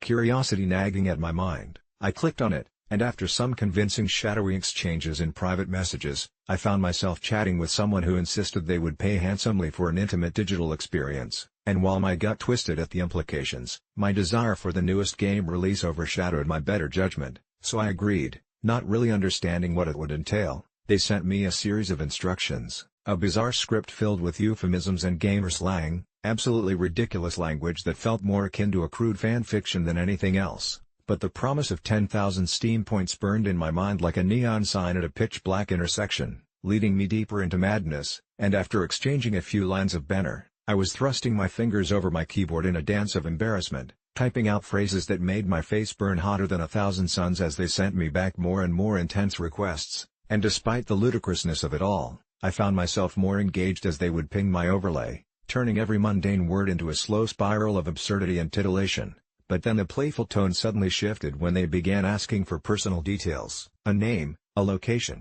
anything that could anchor them to me. I hesitated, the weight of secrecy and shame resting on my shoulders, sensing something dark lurking just behind the curtain of the virtual world, but the allure of those points beckoned me deeper, stronger than any moral compass I might have had, and against my better judgment, I tossed out a detail or two, light and whimsical, even convincing myself it was all harmless fun. That's when the atmosphere warped, the chat abruptly turning sour as this faceless user began sending unsettling messages, demanding I validate my commitment with ludicrous claims of digital domination, culminating in a request that twisted my stomach, insisting that I literally acknowledge their control over me by performing the outlandish tasks they had in mind in some twisted livestream format, and the fear sank in. But then I saw the digits flash before me. I had exchanged the virtual for the tangible, hovering over the prompts that would unlock my points, and in the depths of indecision I acquiesced, cringing back on my desk chair, the tingling sense of dread solidifying the reality of my decision. I prepared to do something I had never imagined myself capable of, my heart racing as I reached that point of no return, anxiety mixing with utter embarrassment, but it didn't feel like I was losing my dignity as much as unraveling the essence of my humanity in front of a nameless stranger who would be able to drown my soul through electric currents and pixelated screens. And just as I finally typed the last line, the screen flickered ominously, an error message dancing angrily before me. But before I could backpedal, the last prompt appeared, covered in a sinister red hue, demanding not just the performance but the account switch as well. Suddenly, I wasn't just giving of myself digitally, I was being pulled into a web where my identity bled into pixels and lines of code, becoming a disposable identity at the mercy of some twisted puppeteer, and panic lifted me from my seat as I tried to disconnect, desperately attempting to shut down my laptop, but the screen wouldn't respond, the keys now sticky under my trembling fingers as a sinister laugh echoed through my speakers, sending chills coursing through me, heart pounding louder than the voice in my head warning me to run. It felt like the room began to swirl around me as I struggled for control, but that's when I saw it, the user presence becoming a solid ghost in the chat, an ominous series of numbers near my digital footprint, and the final message glowed incandescently, a chilling ultimatum: you wanted the points, but what are you willing to lose to keep your account? It's time to make a deal. I never thought a weekend getaway with my boyfriend and his family would leave me questioning my sanity, but here we are, with the shadows of the house enveloping me like a dark quilt of dread. It started innocently enough, with laughter filling the cozy air of his parents' cabin in the woods. We were greeted with warm hugs and the promise of memorable times, but as night fell, something felt off. The first evening, everything seemed fine, the arrangements were simple, two couples sleeping in respective bedrooms, and I felt comfortable nestled next to my boyfriend. However, I couldn't shake the feeling that his brother, Aaron, and his wife, Tara, were being overly favorable. They had just had a baby, which in turn shifted the dynamics. Everyone seems to tiptoe around them, as if their new little bundle of joy had installed an invisible hierarchy. The next morning, while I made coffee in the dim light of the kitchen, I overheard whispers in the living room, Aaron and Tara discussing how much easier they'd sleep in their own space and how much they appreciated the flexible accommodations this weekend. My mind raced. Flexible? I felt a lump form in my throat. We had less privacy because they brought their newborn, but nobody had bothered to consider how it would affect us. That night, I realized the sleeping arrangements had shifted again. Instead of sharing the queen bed in the guest room with my boyfriend, he was being shuttled to the living room sofa by his parents, while Aaron and Tara insisted on taking the guest room for the sake of the baby. The indignation rose in me like bile, and I couldn't hold back. When we gathered around the dinner table, I drew a deep breath and questioned why our plans had changed. I thought we were supposed to share the guest room, I probed, venom drenching my words despite my best efforts. His parents exchanged knowing glances, and I could feel tension crackling in the air like static. Ah, sweetheart, we made accommodations for Aaron and Tara. You understand, right? My boyfriend's mother, Brenda, responded in that sugary tone meant to placate, but I tasted the bitterness. No, I don't understand. We're all adults here, I don't see why their sleeping arrangement takes precedence. My voice was louder than I intended, and every pair of eyes locked onto me, filled with a mix of shock and disbelief. Tara is nursing, Aaron's voice broke through like ice, sharp and accusing. What do you expect us to do? Suddenly, the laughter of earlier seemed like a distant memory, and the room became thick with unspoken words and judgment. The dinner turned into an awkward game of silence, heavy and foreboding, and I felt utterly alone despite being surrounded by family. Yet, the more I stewed in my indignation, the more I longed for clarity, for some shred of acknowledgement that the unfairness was real. As darkness enveloped the cabin, I lay curled around the edges of myself, silence stalking me like a predator, and I could hear the soft cooings of the baby and the muffled laughter of the others in the living room. I slipped out into the hallway, the floorboards creaking beneath my feet, frustrated and lost. I could hear my boyfriend's breath beneath the sofa, as I tiptoed past the open guest bedroom, where the shadows cast by the nightlight danced ominously across the walls. The room felt cursed, a trap designed to keep me from reclaiming my sanity. It was then that I overheard a conversation drifting from the living room, cloaked in laughter and familiarity. She really needs to mind her place, Brenda said, and each of her words felt like a knife cutting into me. I just don't know why we're coddling her. It's not like she's family.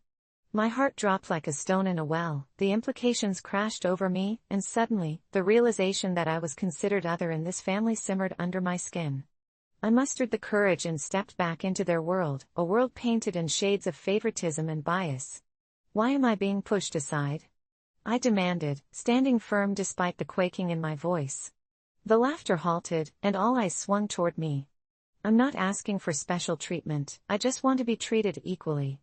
They shifted uncomfortably as I forced them to confront the truth that hung in the air, thick as fog. I could see the irritation flare in Aaron's eyes, while Tara remained quietly smug, nursing their sweet little privilege. You're overreacting, Brenda scoffed, and I could feel heat coursing through my veins, a bubbling cauldron of adrenaline. No, I'm fighting for fairness, I shot back, feeling a strange empowerment surge within me. The tension unraveled as Aaron slammed his fist on the table, rising to meet me, his face flushed with anger. You think you deserve something special just because you're dating our brother? Get real. It felt like a punch to the gut, and for a moment, I regretted voicing my frustrations, until I saw the conflict brewing behind my boyfriend's eyes. I could tell he was torn, caught between the impulse to defend me and the suffocating loyalty to his family that had been drummed into him since he was little. Finally, instead of collapsing under the weight of their cruel laughter, I turned my back on the room and marched out towards the exit. I needed air, fresh and untarnished, away from the clutches of their toxicity. As I reached the front porch, the moon hung low, bathing everything in a silvery hue that strangely felt like a blessing. I closed my eyes, took a deep breath of the fragrant pine, and my mind spun in circles, torn between loyalty and the burgeoning realization of who I am. Suddenly, the door behind me creaked open. I turned slowly to see my boyfriend standing there, a mix of shame and sorrow in his eyes. I'm sorry, he murmured, his voice shaky. I should have said something. But as he said it, I realized that words often mean nothing without action. And in that moment, wrapped in the solitude of darkness, I understood something terrifying. I was the outsider here. You can't apologize if you don't mean it, I said, my heart breaking with every syllable. His face fell, and the heaviness of my own truth rooted me to the spot. I wanted to run but instead felt the weight of the world on my shoulders as realization sank in. What was I, if not a mere guest in a house that should have felt like home? But as the night unfolded, the silence became a canvas where I painted the chilling realization, sometimes the truth is that you don't belong, even when love is tangled in the mess.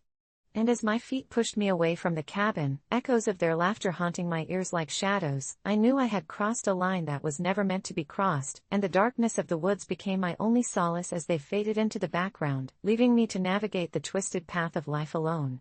Last month, I found myself caught in a whirlwind of chaos that turned my quiet suburban life upside down, all because of my near-adult son's gluten intolerance, which frankly seemed to surface just as he was nearing 18, insisting on gluten-free meals while treating me like the villain for refusing to cater to his whims. It all started innocently enough when I was rummaging through a dusty box of old family recipe cards, hoping to rediscover the love I once had for cooking, but the sound of my son's voice interrupted my daydreams of homemade pasta, the way he breathlessly announced his new dietary demands as if he had just won the lottery, and my heart sank, thinking of the ravaged gluten-filled meals we shared, the memories now tainted by his self-imposed culinary prison. I told him that cooking had always been a joy for me, but now it felt like I was being shackled with chains with every new gluten-free request, and yet there was something deeper I noticed in his eyes. A kind of desperation that struck me as odd, as if this was less about the food and more about something he wasn't telling me. But when I asked him why all of a sudden gluten was the enemy, he merely shrugged, muttering roughly about feeling better since spring started, and looking for a sense of control in a world that was rapidly falling apart around him. Still, no matter how many times I attempted to reason with him, he insisted on staying gluten-free, refusing any family meals I prepared unless they fit his strict parameters, which left me feeling like I was losing my grip on him. What's worse, he had a penchant for dragging me into his world of restrictive eating, and soon I was spending sleepless nights scrolling gluten-free recipes that felt more like torture than genuine interest. The thought of denying him any kind of dinner out together gnawed at my conscience, yet I was firm in my belief that he was simply going through a phase, the phase of teenage rebellion taken too far. And when he turned the heat up, I finally knew I had to put my foot down, refusing to take him out for meals, holding on to the hope that someday he'd break free of this ridiculous gluten-free fad and return to the son I once knew. My refusal only escalated tensions in our home, with every shared meal now threatening to collapse into an argument, and that's when things began to shift. I noticed something strange about the food I had started preparing. Dishes that had once been a source of comfort now felt tainted, an ominous shadow creeping into my kitchen. The taste of my chicken soup became metallic. Nothing matched up with memories of laughter and family gatherings around the table, as I shivered with the knowledge that something darker lurked within my own walls. Then, one evening while cleaning the basement, I stumbled upon an old recipe hidden beneath a pile of dust, scrawled in my late grandmother's handwriting, speaking of a healing herb, warning of its powers and how it could twist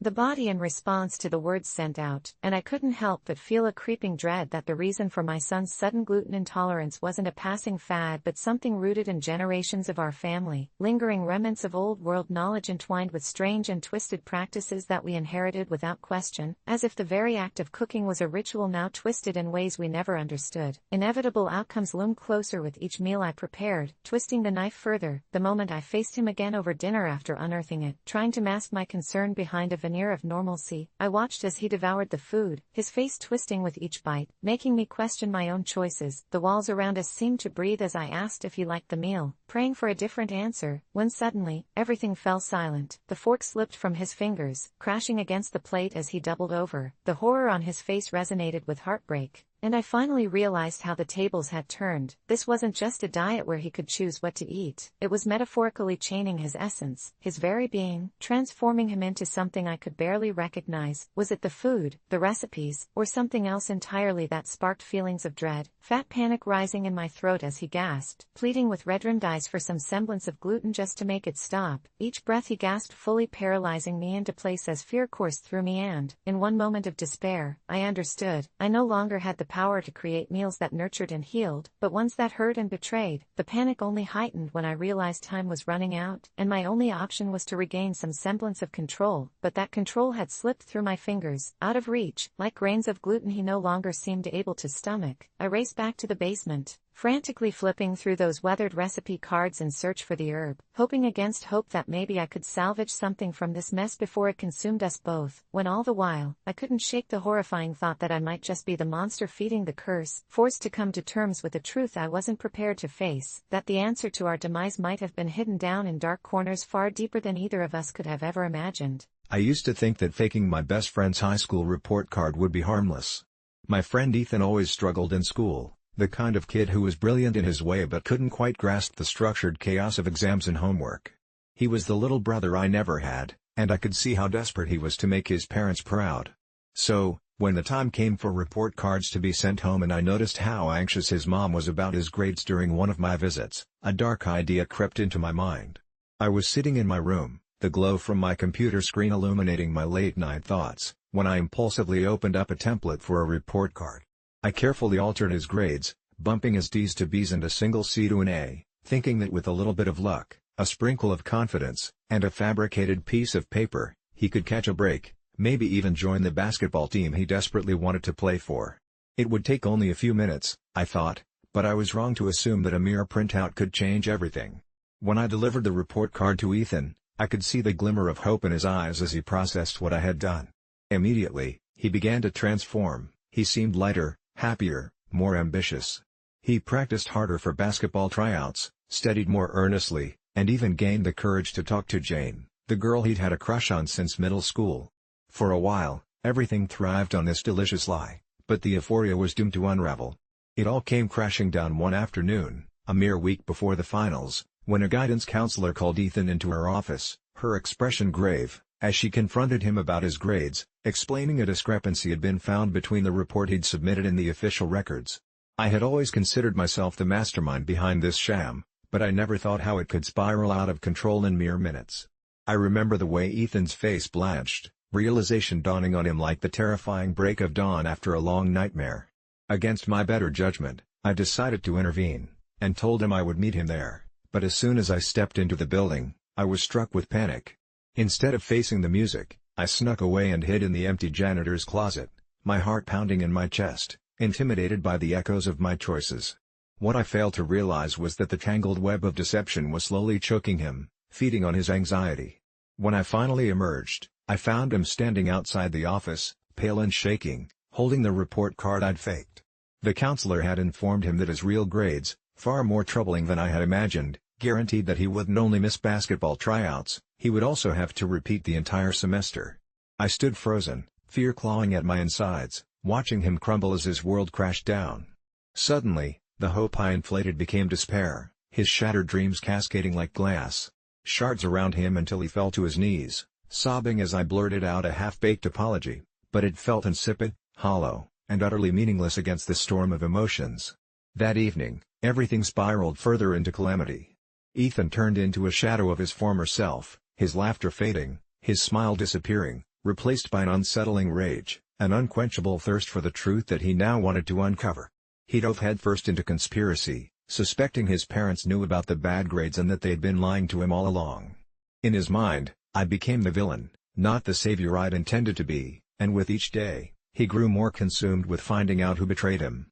It should have made me feel guilty, but truth be told, I was terrified he would find out I was behind it all. On a dark, rainy night, as the wind howled like a lost spirit, I received a text message from Ethan, "Meet me at the old basketball court now." My stomach twisted in knots as 1,000 thoughts thundered through my mind. He knew something, I was certain of it. The old court used to be our sanctuary, a place of giggles, games, and daydreams, but now it felt like a prison.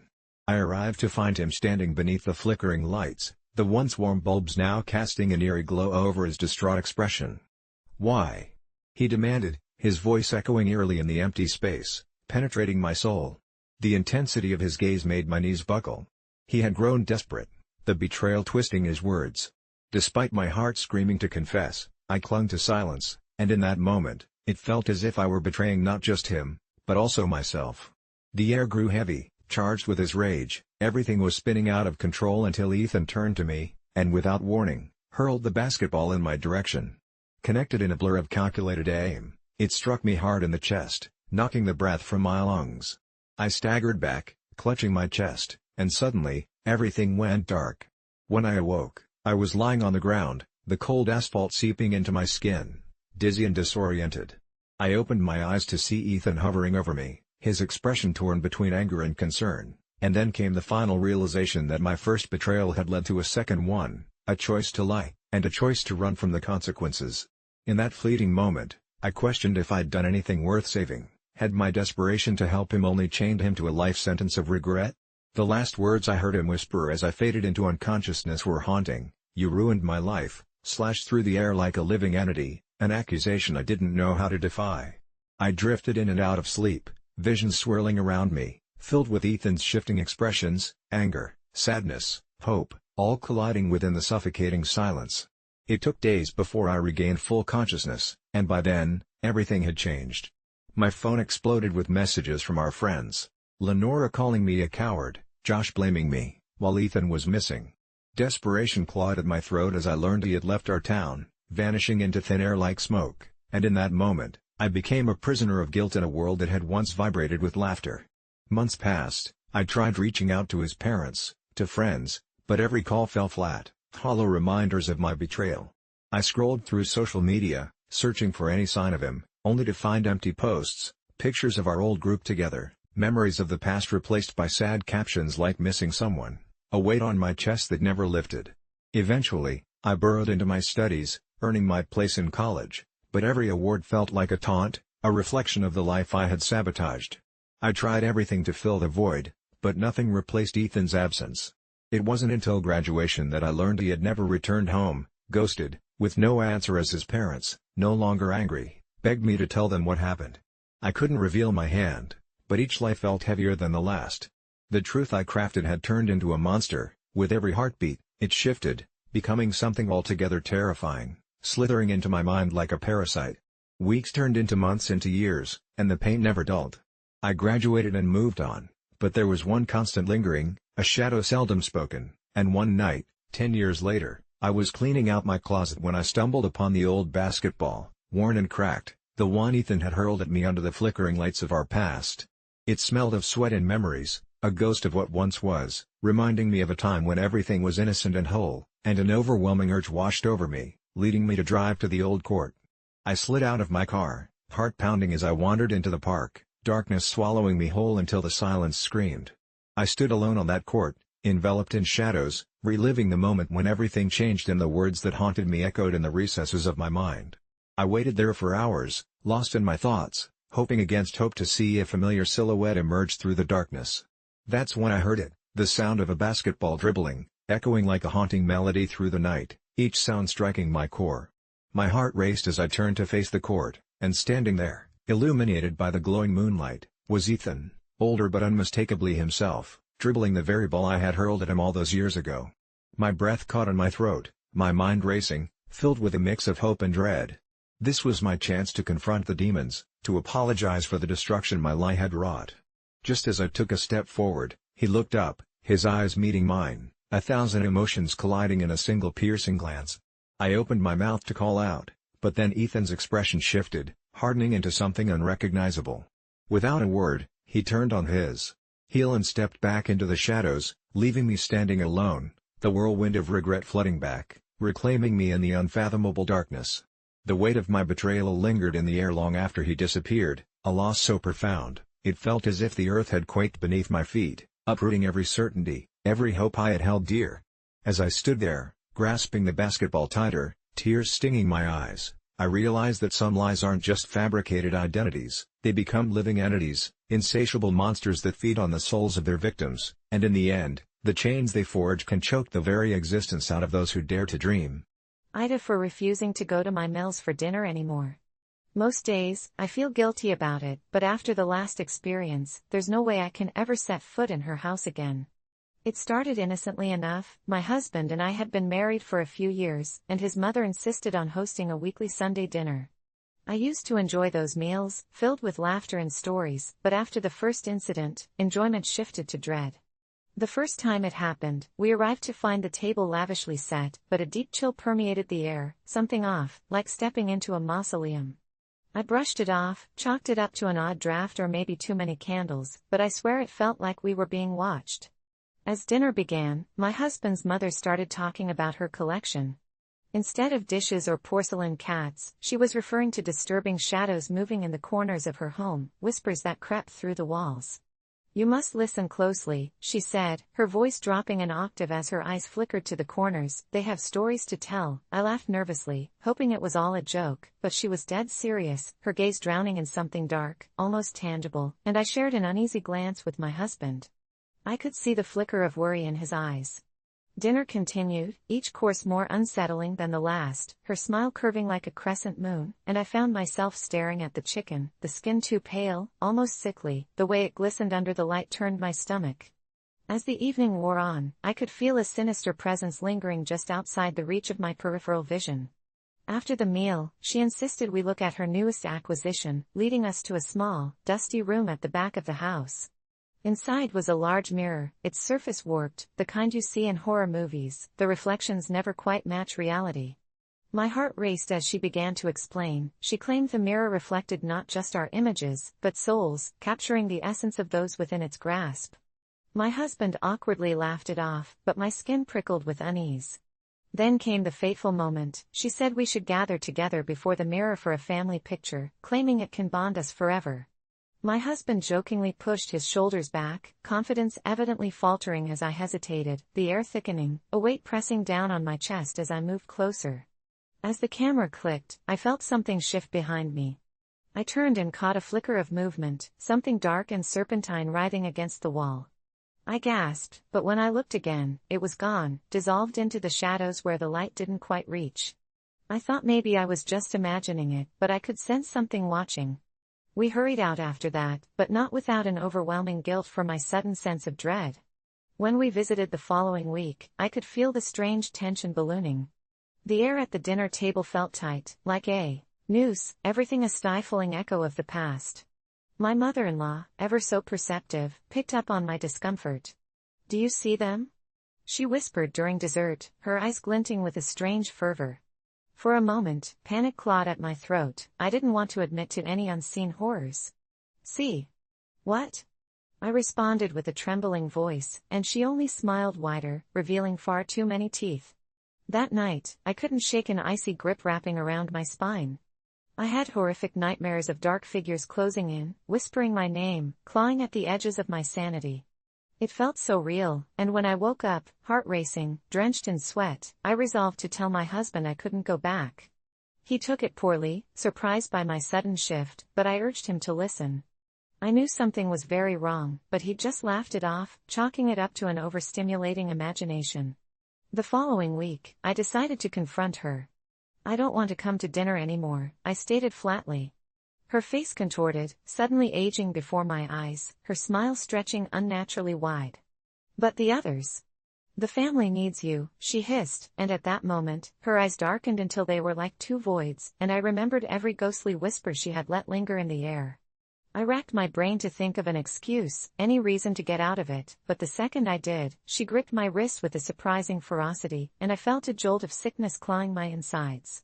"You're one of us now, you belong to the collection," her voice was low, rumbling from deep within her. Panic surged through me, and I yanked my hand free. I told my husband I couldn't do this any longer, that I couldn't bear to be part of an acquisition or collection, that I needed peace away from those dreadful dinners. It was easier said than done. Eventually, he accepted my request, albeit begrudgingly. But every now and then, he would ask me why I was being unreasonable, why I couldn't just come back for one dinner. My resolve was tested again when weeks passed, and I started to sense a strange displacement at home, an emptiness settling over our lives. My husband habitually mentioned how much his mother missed me, and with time, I could see shadows again, thicker than before, creeping along the walls at night, creeping into my dreams. My sleep was invaded by visions of dark reflections whispering my name, twisting and warping into shapes I couldn't comprehend. I began hearing muffled words drifting through the air, begging me to return, to join them, but I fought against it, focusing on the love that had once surrounded us.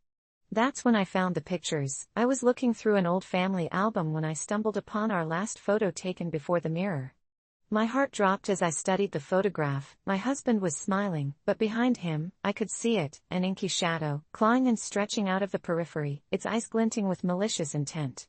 I showed the picture to my husband, but he only shook his head, unable to see what I saw through the darkness. Despair clawed at me. How could I return to that dinner table and face those malicious whispers again?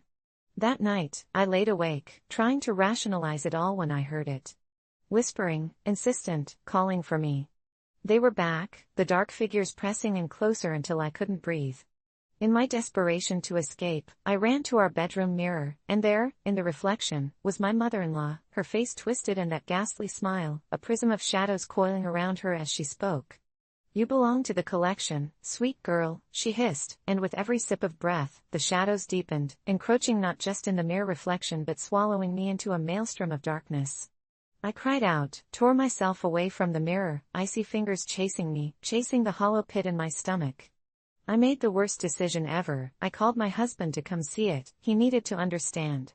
But when he hurried to my side, she was gone, the mirror only reflecting my panic-stricken face. The whispers intensified, and I gasped as the reflections began to shape into the forms of those I didn't recognize, past family dinners replaying shadows of forgotten loves, lost souls trapped in that grim essence. As I bolted out of the mirror's gaze, dread enveloped me, and a horrifying truth surged as I grasped the reality. That mirror was a trap, an ancient device luring me into her collection, binding me with the dark remnants of her family that would never let me go. I knew, without a single doubt, returning meant becoming part of that burgeoning collection forever, and that's when I finally understood AITA for refusing to go to my mills for dinner anymore. No, I was simply fighting to keep my soul intact. I never thought a simple doodle could turn my life upside down, but it all started that fateful Tuesday when the deadline for my marketing project loomed large and the stress made me feel like I was about to burst. It was a typical day at the office, the hum of fluorescent lights melding with the occasional clatter of keyboards, and I was desperately trying to seek a moment of relief from the pressure when I resorted to doodling on the back of a scrap sheet. Just mindless sketches at first, but I found my hand taking a mind of its own, the ink flowing freely until a crude image of a woman began to emerge, her voluptuous curves exaggerated to the point of absurdity, and before I knew it, I had created something that certainly crossed the line of professionalism. It was supposed to be a throwaway, an escape from the mundane, but somehow in my delirium, I thought it might be a hilarious prank to leave it in the bathroom for my co-workers to find. So, with a chuckle and a misplaced sense of bravado, I left the sketch taped near the mirror, knowing my colleagues would be amused, perhaps shocked, but definitely entertained. The toilet blobbed behind me as I walked back to my desk, a thrilling but irresponsible sense of rebellion flooding my veins. The day trudged on, filled with meetings and pressure, but then, as the clock struck 4, I heard an explosion of laughter from the bathroom. I felt a rush of vindication, it was a hit. But as I wrapped up my workday and headed home, my mind buzzing with excitement, I couldn't shake the feeling that something was off. The laughter felt wrong, ringing with a twisted edge, almost manic, echoing like it was too loud for just a few people. When I arrived home, my phone buzzed relentlessly. Messages from my coworkers flooded my screen, filled with emojis and jokes referencing the doodle. In one instant, I felt like a hero and a villain, but as the hours passed, I noticed something unsettling, a particular text from Dave, our office's mild-mannered IT guy. "You think this is funny? You better watch your back." I laughed it off, convincing myself that it was all in good fun, but deep down, the laughter from earlier replayed in my head, mulling over the twisted undertones that chilled me. That night, I dreamt of the doodle. It warped and morphed, the figure contorting in ways that made my skin crawl, and when I jolted awake at 3 a.m., soaked in a cold sweat, all I could feel was dread gnawing at my insides. I couldn't shake the feeling that the laughter hadn't been innocent, there was something sinister lurking behind it. I chalked it up to stress and decided to apologize to my team the next day, a simple acknowledgement of my poor judgment. However, as I walked into the office, the atmosphere had shifted completely. The usual banter was replaced by hushed whispers, glances thrown in my direction that melted into uncomfortable silence as I approached my desk. Dave was waiting for me, unusually calm with an unsettling grin plastered across his face, and every ounce of my previous bravado melted into cold fear. "You really think you're funny, don't you?" he said softly, but the words dripped with a venomous edge. I attempted to downplay the incident, but he lunged forward, placing a finger on my shoulder with a grip that felt like ice. "You've awakened something, don't you understand? That doodle, it wasn't just a joke, it was an invitation." His bloodshot eyes locked onto mine, and in that moment, my laughter felt like a distant memory. The panicked feeling rose again, the kind that tells you something has gone horribly awry. Annoying uncertainty fed by fragments of laughter echoed in my mind as I made my way to the bathroom, heart racing. When I swung the door open, I was met with an eerie silence, thick and oppressive. The mirror reflected the paper, now besmirched with something dark, blotches that appeared to grow like a virus, twisting and shifting the joyful cartoon into something grotesque. My heart sank as I recalled a fleeting thought, a split second of realization that what I drew had taken on a life of its own when the walls of laughter disappeared. My phone buzzed with another text from Dave, "You shouldn't have left it there." My blood ran cold, the laughter was now replaced with an airy ambience that felt like a predator breathing down my neck. I bolted from the bathroom and gathered my things, determination flooding my veins to get the hell out of there, but as I made my way to the exit, I was met with a blockade of coworkers, faces twisted in glee, eyes vacant, they weren't themselves anymore. Then I noticed a figure in the back, dark and looming, shrouded in shadows, where the light seemed to shut away. It grinned in a grotesque parody of laughter, a visage that echoed the thing I had drawn, long limbs sprawled and a wide mouth that split too far too wide, and as it stepped into the light, I saw the blend of my doodle and something grotesquely real. It was then I realized, horror seeping into my core, that they weren't just laughing at me, they were all a part of it now. Puppets danced to a tune I had unwittingly composed, and the line between my nightmare and reality had blurred. I dashed for the exit, my heart pounding in tandem with the ultimate realization. I had opened the door to madness, and no one, especially not my own hands, would keep the darkness at bay. I escaped into the murky embrace of night, never looking back until now, each sleepless night feeding into the whispers of my former co-workers, and though I've tried my best to just forget, every corner I turn flickers with memories of laughter, and that suffocating shadow that stretches ever closer, hungry for a new doodle, a new invitation to join its sinister party. I've been hiding a massive secret from my parents for the last 3 years, one that has grown heavier with the burden of keeping it from them. You see, it began innocently enough when I discovered a niche online community that played intense pranks and dared each other to do increasingly outrageous things for cash. It was a world filled with adrenaline junkies, and every post I read ignited something inside of me. I started small, joining a few of the challenges and sharing what I could do. The stunts were wild but harmless, like doing embarrassing things in public places, which soon turned into escalating dares that required more than just guts. With each video I posted, the views swelled, and so did my bank account. My parents had no idea that the extra cash they saw me flaunting was built on the back of a daring digital persona I created named the Masked Phantom, who became an underground sensation. I was pulling in thousands each month, but the catch was that I was supposed to keep the channel anonymous.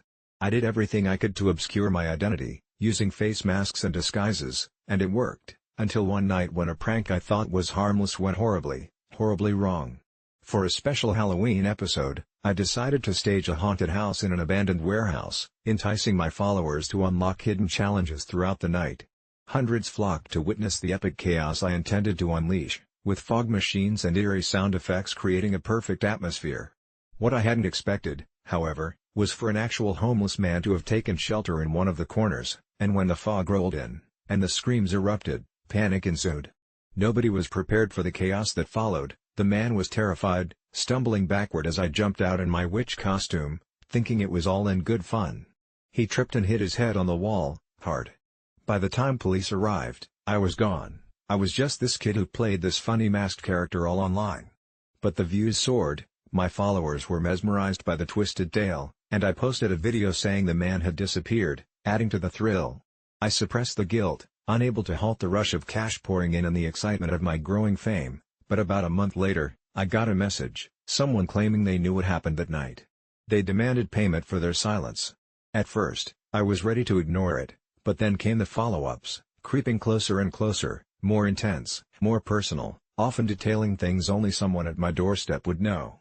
I took to deleting my online presence, pulling off the masked phantom like an old skin I was growing out of, but I'd already made tens of thousands and enjoyed a lifestyle that was beyond my wildest dreams. But what started as fun turned into paranoia. I neglected my schoolwork, stopped hanging out with friends, and my once cheerful home turned into a cat-and-mouse game with an unseen pursuer. I thought my luck might be changing when I met Jessica, a fellow student who shared my love for thrill-seeking adventures. She was everything I looked for, beautiful, clever, and fearless. We began dating, and I saw a glimmer of hope, maybe even a way to share my secret, until one night while sitting on a park bench, she asked if I'd ever been in trouble before. The question sent a chill racing up my spine, and in that moment, the weight of the secret felt unbearable. I froze, the truth weighing on my tongue like a stone, but I shrugged it off and told her no, knowing full well the response that would elicit if I opened that floodgate.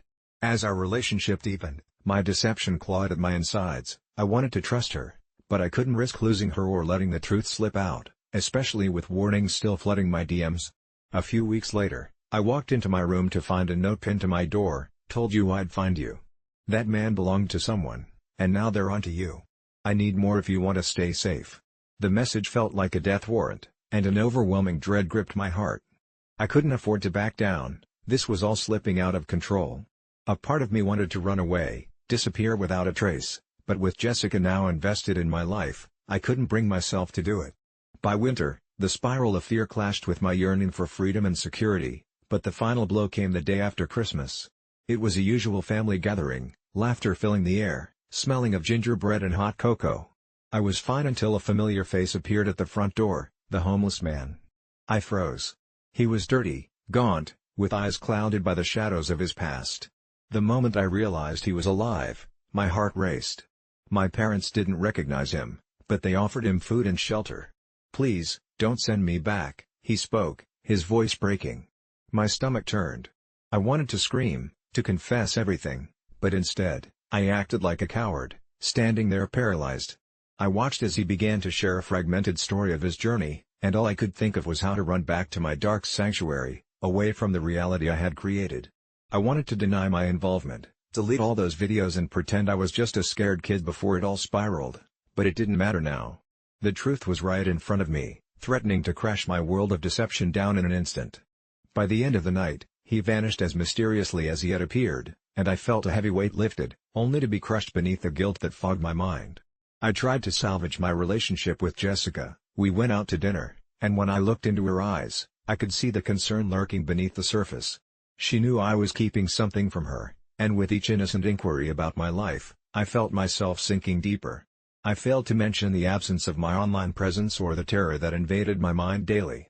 Then, one day, The last straw came. Jessica pulled up a news article detailing a series of threats made against the masked phantom, including mine, and she turned to me with disbelief.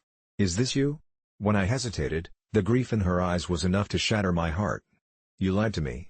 She stepped back, and the betrayal struck like a lightning bolt. I could feel everything unraveling, just like the life I had crafted around me.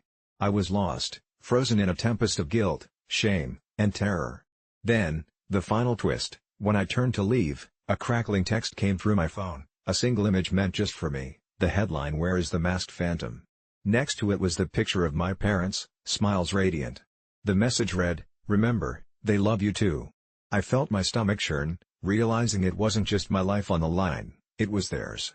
The walls closed in, and my entire existence crumbled under the weight of secrets, lies, and the tightly wound string of chaos I had mixed into the life I hadn't known could be painted so perfectly sinister until now.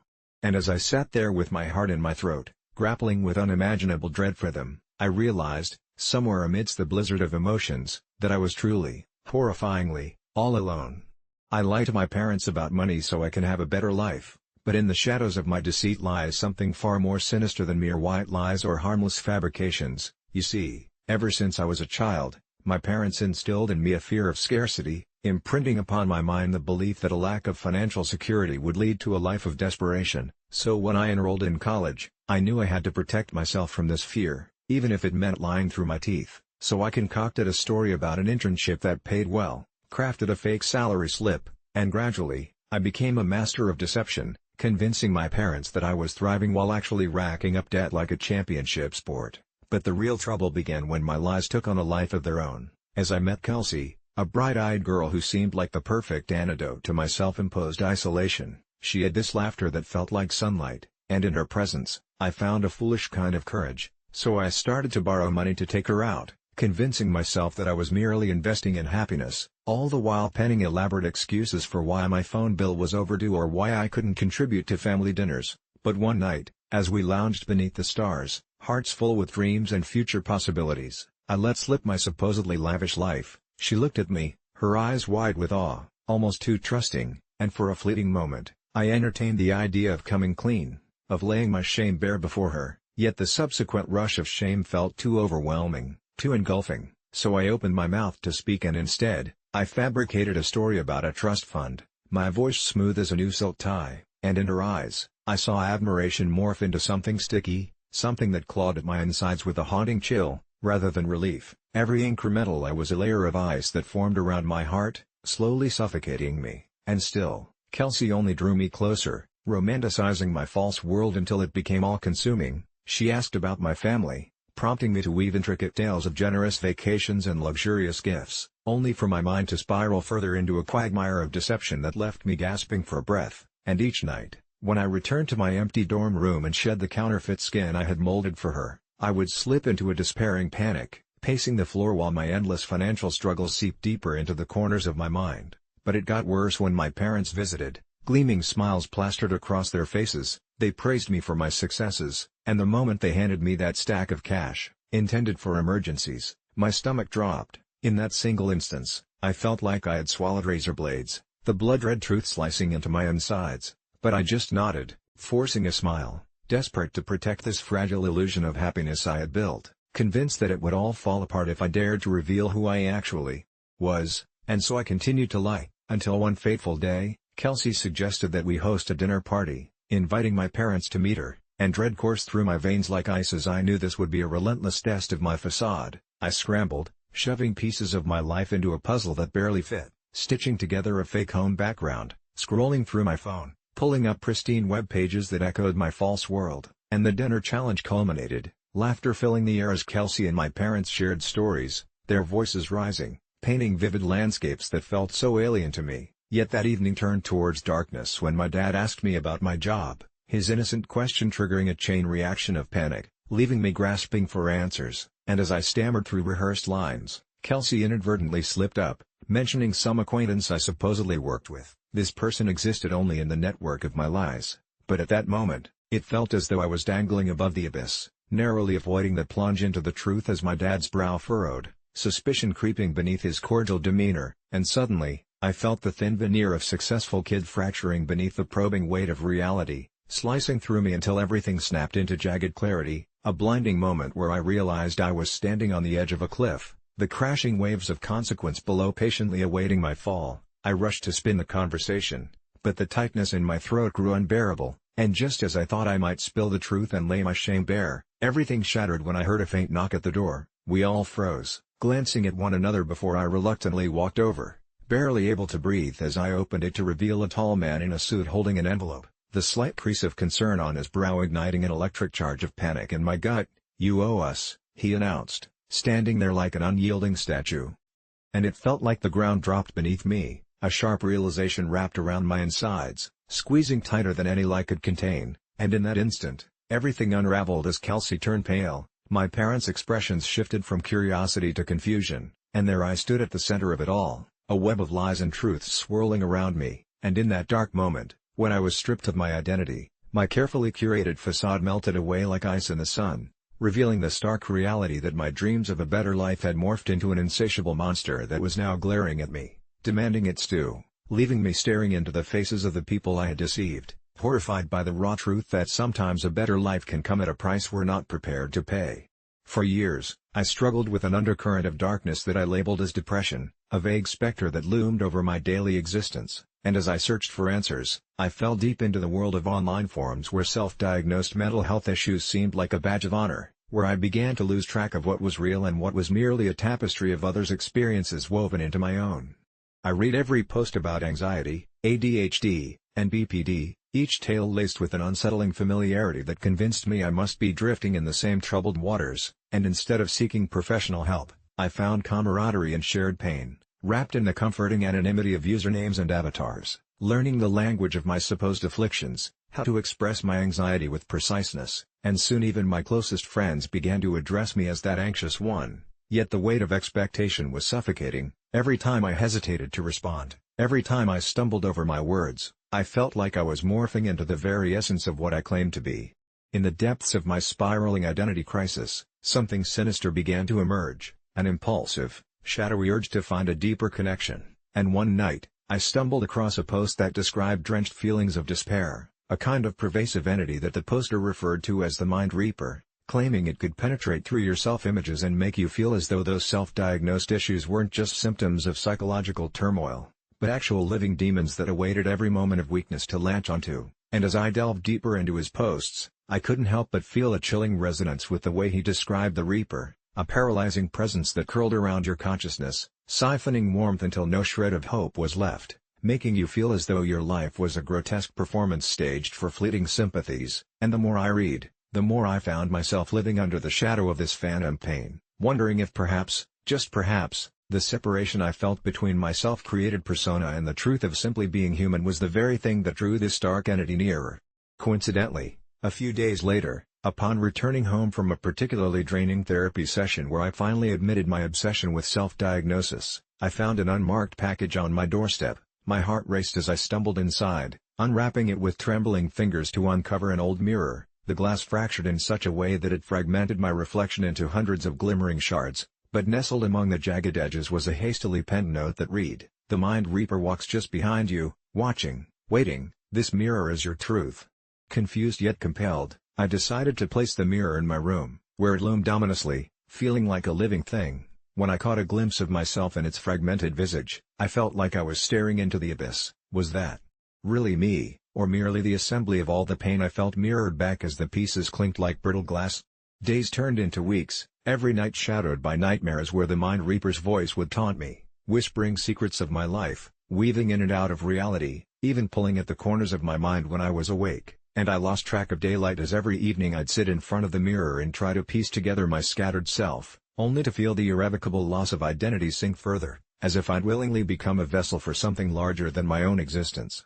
On a particularly chilling night, when rain pelted against my window with a violent insistence, I couldn't shake the feeling that something sinister was finally taking hold post-colliding revelations, and as I stared into the dark reflections of my own fractured psyche, my breaths caught in my throat when a formless shadow slinked behind me in the mirror, darkening the light until all I could see was the shimmering facsimile of my own terror etched back at me, and in that moment, I realized how truly fragmented I had become. All the pain, all the self-diagnosis boiled down to a single thread, and on the other side, The Mind Reaper stood relentless, a twisted specter hungry for my existence, but the irony hit me hard. I was no longer sure if I was the one afraid of this dark being or if I had become a mere puppet in its hands, lost in the chaos of my pursuits to sew together my true self from scraps of borrowed experiences.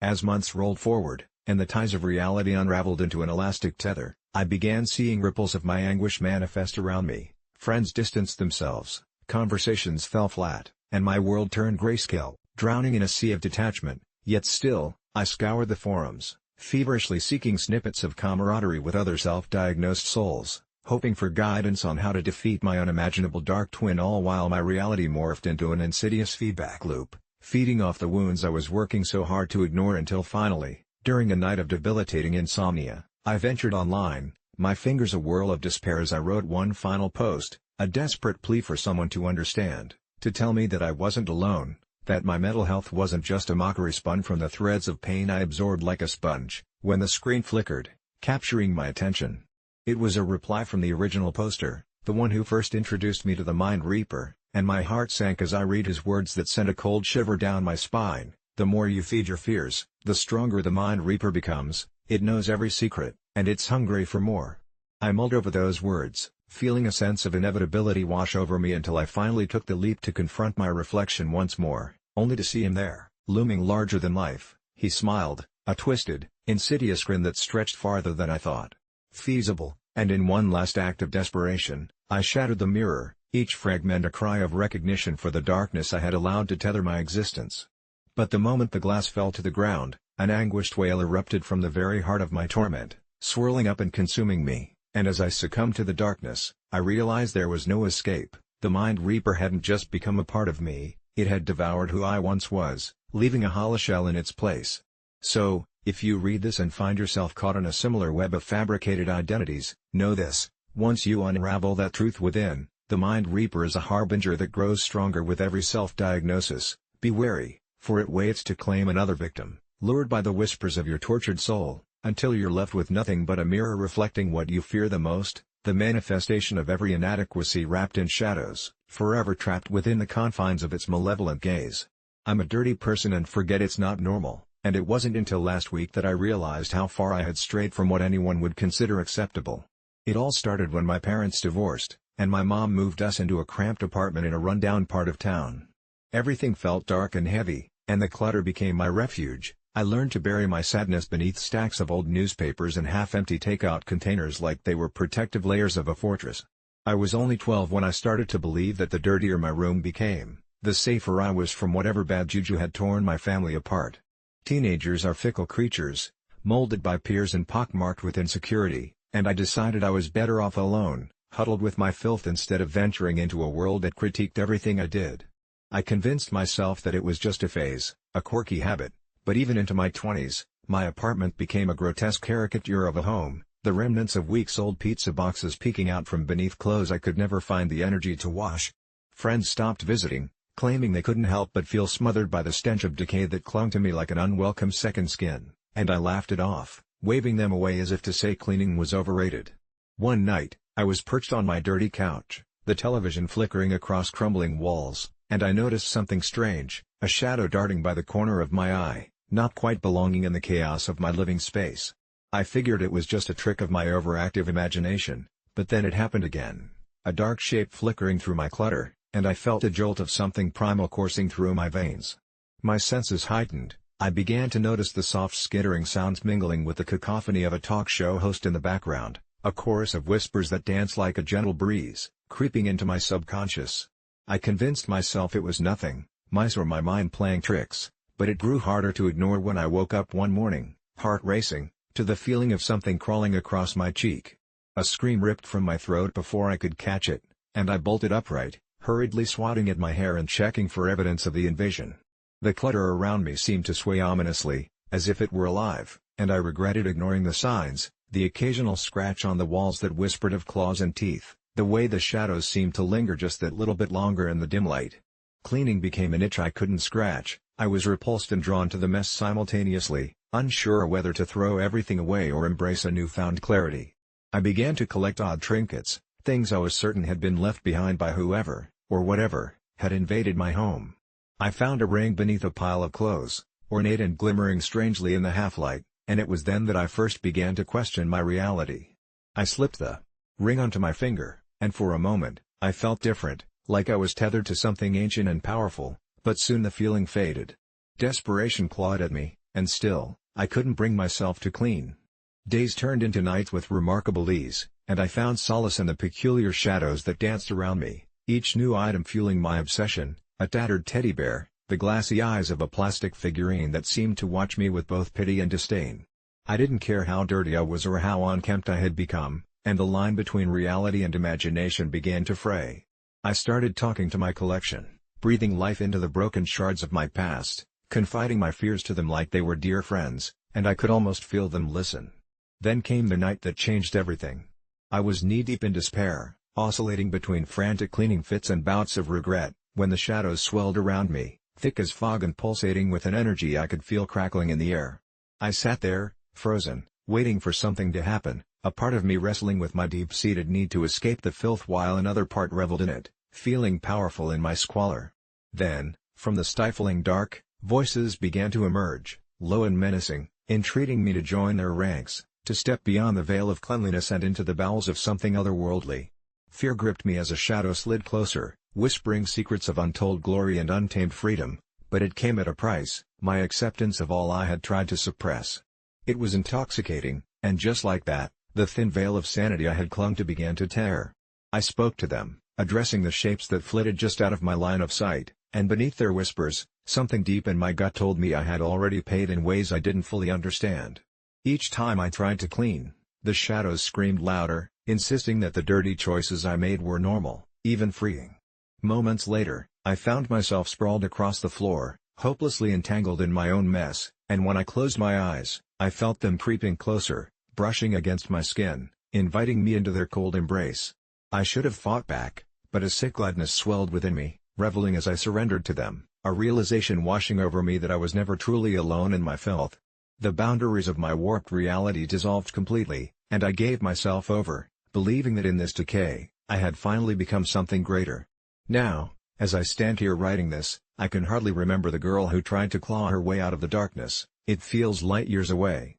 I have become entwined with the mess, a resident of my own haunted tableau, buried beneath things forgotten but alive. And now, I guess I'm writing to you, hoping someone out there can still hear me beneath the grime and the shadows, wishing I could tell you it's not normal. But knowing full well that for me, it's more than fine. It's home. I don't think my dad is actually my biological dad, and it took me far too long to realize it. Maybe I was too naive or too conditioned to accept everything that happened around me as normal. Growing up, I had always felt a strange disconnect, as though I was watching my life unfold through a glass barrier while everyone around me glided seamlessly through their roles. My mom, immersed in her cooking and her laughter, my little sister, joyfully bounding after butterflies in our sprawling backyard, and then my dad, a steady figure, but one who always seemed to have an air of secrecy about him. The first time I questioned it was at a family reunion when I was around 10. I overheard my aunts whispering about how I looked nothing like him. They tittered nervously and then changed the subject as my dad approached. "What do you mean?" I nervously laughed, a little too loud, the ice in my soda clinking against the plastic cup, but suddenly I felt a wave of fear wash over me, an instinctual recognition that I needed to be vigilant. The years drifted by, and in the little things, a crooked smile that didn't seem to match his, a penchant for potato salad that made me wrinkle my nose, my uncertainties expanded, yet I brushed them aside. I was a decent student, always bucking against my passion for the arts in favor of the solid foundation of academics, and it was in my sophomore year of college that a simple DNA test altered the course of my life forever. I remember sitting in my dorm room, nervously tapping my fingers against the wooden desk as the results flashed on screen. Every word felt like the detonation of a bomb in my world. The screen displayed that my father wasn't my biological dad, and the seconds that ticked away in bewilderment turned into an eternity. The weight of the knowledge clung to me, a weight mixed with fear and an inexplicable compulsion to uncover the truth, shoving me deep into a rabbit hole I didn't know was there. Armed with my laptop and a burning desire to unearth fragments of my past, I began an intrusive exploration, first tracing the family lineage, poring over old photographs, visiting my grandparents, who struggled to make eye contact with me as I asked about my dad's birth. Each layer I peeled back dulled the colors of my childhood memories until at last, an old box in my parents' attic caught my eye, addressed to me in my mother's flowing handwriting. My heart dove as I wrestled the box free from the cobwebbed corners. Inside were faded papers, crumpled medical documents, and a journal that reeked of mothballs and secrets. I started reading, my breath shallow, when the truth slithered to the surface like a dark, bloated worm. My mother, faced with a medical condition that made natural conception impossible, had resorted to an anonymous donor, and while my heart slammed against my ribs, a deeper unease crept in.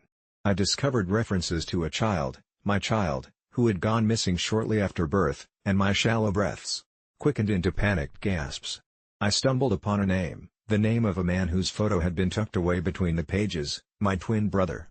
The more I searched, the more layers of ambiguity unfurled. My cell phone buzzed as I stood frozen, revealing a call from my dad, and for a moment, I thought I might hear his normal voice, but something told me to ignore him. I was drawn deeper, navigating through databases, forums, and social media groups obsessively searching for anyone who'd known my brother. I learned that he had vanished without a trace in the summer of '98, just a few days after the adoption paperwork had been filed, and with every new detail, I felt a hollow echo filling my psyche. Fearing the possible ramifications, my heart ablaze with anxiety, I decided it was time to confront my dad. Sitting across from him at the kitchen table again felt surreal. He was the same man I had spent my childhood idolizing, yet I couldn't bear to see him as anything other than a shadow now. "Dad," I began, my voice trembling like a sheet of paper caught in the wind, "who is my biological father?" His face turned to granite, and in that instant, I watched the life leave his eyes, nerves crackling between us like a live wire. When he finally opened his mouth, the truth was so unexpected that it felt like knives twisting beneath my skin.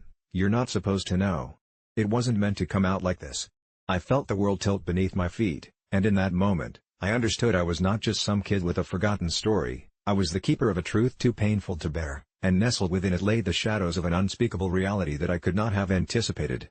It was in that moment, sitting half-lit by the dull fluorescent kitchen light, that the unspoken realization dripped down coldly on my spine. My dad might have been living under some sorts of delusions, or worse, he had been lying to protect me from something monstrous lurking in the dark corners of our past, inevitable and visceral.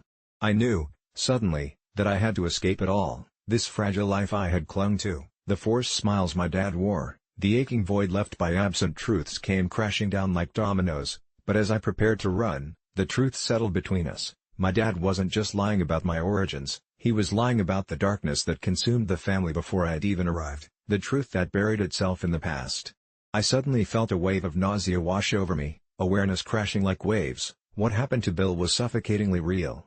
The next day, I snuck back into my parents' attic, desperate for the answers that seemed just beyond reach, where I discovered more files marked in shades of neglect. I came across police reports and photographs that made my breath itch in my throat. One haunting image shook me to my core, a familiar face, a boy with my eyes, staring back in a missing persons flyer that rotted in the foil-lined box, my brother, flesh, blood, and the vibrant fear I had buried in my psyche. I dug deeper, piecing together a timeline that laid bare the cruel machinations of fate. It turned out my dad wasn't just a protective figure, he had orchestrated my entire existence to shield me from the truth, and as they say, the sins of the father linger long after the last breath. My dad might love me, but he had introduced a reality to my life so tragically twisted. As night crept in around me, so did the shadows of realization. I felt the ghastly pull of this buried lineage, a haunting desire to find my brother or confront the darkness behind his disappearance. Armed with information gleaned from desperate hours online, I ended the night with not just a plan but a frenzy. I was determined to unearth the reality, and perhaps even find my brother, before it swallowed me whole. The thrill of this quest filled me like wildfire. But as I drove into the dark night, with the last remnants of my family life flickering disproportionately in my rearview mirror, an understanding blossomed in the chasms of my heart, a darkness intertwined with love, hauntingly familial, held secrets that could unravel the very fabric of any semblance of normalcy I had ever known, and with every mile between me and home, I couldn't shake the feeling that I was being watched, a predator lurking in the facade of familiar territory. When I was 13, my family took me to visit my cousin Chloe, who lived in a small town where rumors wrapped around old houses like thick vines, and where the wind seemed to be a constant whisper of secrets. I adored Chloe. She was always the life of the party, brimming with laughter and confident chatter. But that summer night, everything changed when I ventured into the unfamiliar shadows of her house, seeking the solace of her bedroom, where old posters flaked on the walls and scented candles struggled against the oppressive humid air. Chloe's boyfriend, Tom, was there, and he wore an unsettling grin. "You should really see how easy it is to summon spirits," he said, a spark of something darker glittering in his eyes. I shrugged it off, trying to focus on the flickering candlelight, but his words festered, like a nest of wasps in my gut. Later that night, after he shoved a chair beneath the window and claimed to have called the dead by their first names, we gathered around the small table, Tom urging us to play a game, an innocent enough guise, but I could tell he was feeding off my unease. Chloe twirled her hair, oblivious to the dread crawling up my spine, but despite my protests, curiosity clawed at me until I felt I had no choice but to give in. As we joined hands in a circle, Tom began talking to the darkness, inviting any entity to join us, while a chill seeped into the room. A pressure hung in the air, thick and suffocating, as the candles flickered wildly and the temperature dropped. I shuddered, desperately wishing for a way out, when a flash of cold wind swept through the eerily still air, and the lights flickered, sending all three of us sprawling in panic against the wall. I thought I saw it, a shadow darting behind Tom, and I swear, for a brief moment, I could feel the breath of something unfathomable on my neck. "Stop it," I shouted, the pitch of my voice breaking. Chloe shot me a hurt look as Tom smirked, clearly reveling in my unease. I didn't like the way he looked at her, like she was nothing more than a pawn to be manipulated in his sick game. When I finally pulled away, running down the dimly lit hallway with pounding footsteps, I felt something cold and unyielding grip my heart, like the hand of whatever he had conjured. I stumbled out of the house, frantically kicking stones in the gravel driveway, determined to put distance between me and Tom's sinister antics. As I walked away, I lost track of time, my senses overwhelmed by the buzzing of cicadas and the distant murmur of wind slipping between the trees. I thought, foolishly, that I could shake the feeling of dread, but in the pit of my stomach, I felt I had made a mistake. By leaving, I had done something wrong. But suddenly, a loud crash echoed behind me, and I turned to see the front door swing open, Chloe stumbling out, tears streaming down her face. "Why did you leave?" she wailed, her breath hitching. I could barely form a response, the morbid reality sinking in. Before I could say anything, she yelled, "You made him angry." Confusion overwhelmed me as she explained how Tom had followed me, his demeanor shifting from smug to furious in seconds. I wanted to retreat into my own thoughts but couldn't. Her anguish was palpable, igniting guilt for a decision I'd made. "You shouldn't have played that game," she cried, her body trembling. Moments later, Tom stepped out onto the porch, his expression morphing eerily from anger to something chillingly vacant. "This is all your fault," he said, voice eerily devoid of emotion, before he slammed the door shut. It felt surreal, like being trapped in a waking nightmare, where reality began to fray at the edges. The sound of the waves crashing in the distance melded with Chloe's sobs. I attempted to comfort her, but it didn't help. It felt like I was trying to stop a tidal wave with my bare hands. What happened next is a blur. A strange stillness settled in the air, wrapping around us as if the universe itself paused to hold its breath. Chloe's phone buzzed violently, and she snatched it up, eyes widening. "It's Tom," she whispered, trembling. The heavy air thickened as she pressed the phone to her ear. I stood frozen, the world blurring around me as I listened to her end of the conversation. "No. Please, Tom. Don't say that," she begged, her voice breaking. When she finally hung up, her face was drained of color, a ghostly pallor that terrified me. "He's done," she whispered hollowly, and for the first time, I felt fear gripping not only for her but for what lurked just beyond the threshold of normalcy. It turned out that every time I left a room, every time I faltered, it incited a violent reaction in Tom. The shadows had answered his desperation. He wasn't just losing Chloe, he was losing himself, and in that moment, it felt like a dark loop had eclipsed our lives.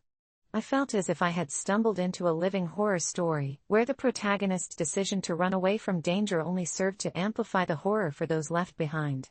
Days turned into months, and Chloe would later describe that night as the beginning of the end.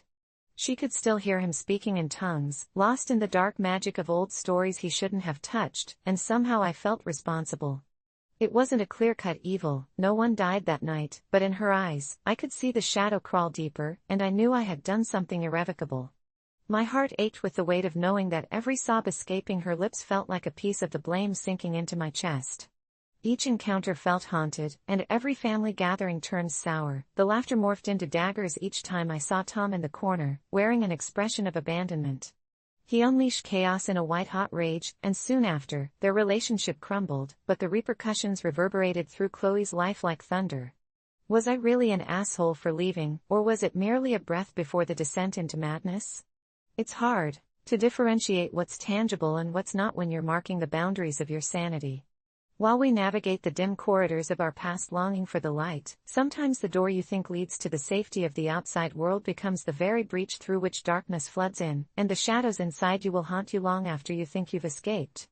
I still wonder whether the real spirits were the stories we buried, too terrified to admit that they lived not only in the shadows of the night but eternally within us. It was a desperate act, tossing that adult doll onto the roadside, a silent scream of frustration being flung into the indifferent rush of passing cars. Sometimes a person just reaches their breaking point, and after weeks of my ex-boyfriend's increasingly erratic behavior, the final straw was finding him cradling that lifeless figure in our living room, laughing like a lunatic at some joke only he could understand, the realization dawning on me that he had replaced me, or at least what we used to share, with a grotesque caricature of intimacy, so I threw it.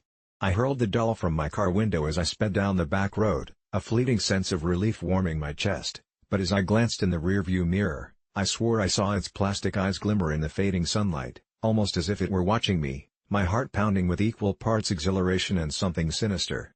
The next morning, I woke up to a series of notifications buzzing aggressively on my phone. Local woman claims to have seen doll on highway. Mysterious doll sparks investigation, and even a bizarre headline that asked, could this be a crime scene? My pulse quickened. How had they found out? It turns out the highway was an infamous stretch, littered with tales of lost things, children's toys, forgotten belongings, and rumors of passers-by seeing shadows move amongst the trees. They were calling for witnesses to come forward, speculating wildly, the local news running real footage of the doll lying amidst the green grass and gravel, its frozen smile casting an eerie pallor on the screen, while comments flooded in, some people mocking the report, others throwing accusations that I could almost feel directed at me, a guilty twinge gnawing at my insides. But the worst was yet to come. A few hours later, I began receiving strange phone calls from private numbers, each one sending chills down my spine as they were silent on the other end, the dread pooling in my stomach like the shadow of a storm cloud. I dismissed it as paranoia, but then my assistant at work told me she had seen the doll in the news too, a sickening realization creeping over me that I was no longer in control of the narrative. It felt as if I had cast the doll away and in doing so had thrown a piece of my own life into public display, some grotesque puppet show that unveiled all the bad, twisting memories neither of us wanted to confront. Late that night, unable to sleep, I found myself scrolling obsessively through social media, the hashtags about the doll gaining traction, people commenting with wild theories about its origin, a frenzy of imaginations clawing at reality, and suddenly, I stumbled upon a post within a dedicated urban legend group that claimed this was the fourth doll found in similar circumstances, each time followed by reports of strange happenings surrounding those who tossed them away. A shiver ran through me as I read about disappearances linked to the last three owners. One lost her job and vanished, another's house burned to the ground under mysterious circumstances, the third was found, but not until days later when a search party scoured the woods nearby, her face pale and expressionless, as if she had been turned to stone. I shut my phone off, trying to shake off the creeping dread reminding me of that moment when I had seen the doll lying on the road, its painted smile now a grim reflection, whispering that maybe I had forfeited more than I could comprehend. What could my life mean when we are all just puppets to fate? In a sudden fit of courage, I drove back to the spot where I had discarded the doll, my heart beating loudly as if warning me, and as I arrived, fog hung thick in the air, swallowing the road in an otherworldly hush, everything feeling surreal as I peered outside, headlights illuminating the remnants of the day past, and there it was, lying right where I had thrown it, glinting eerily like some talisman of doom.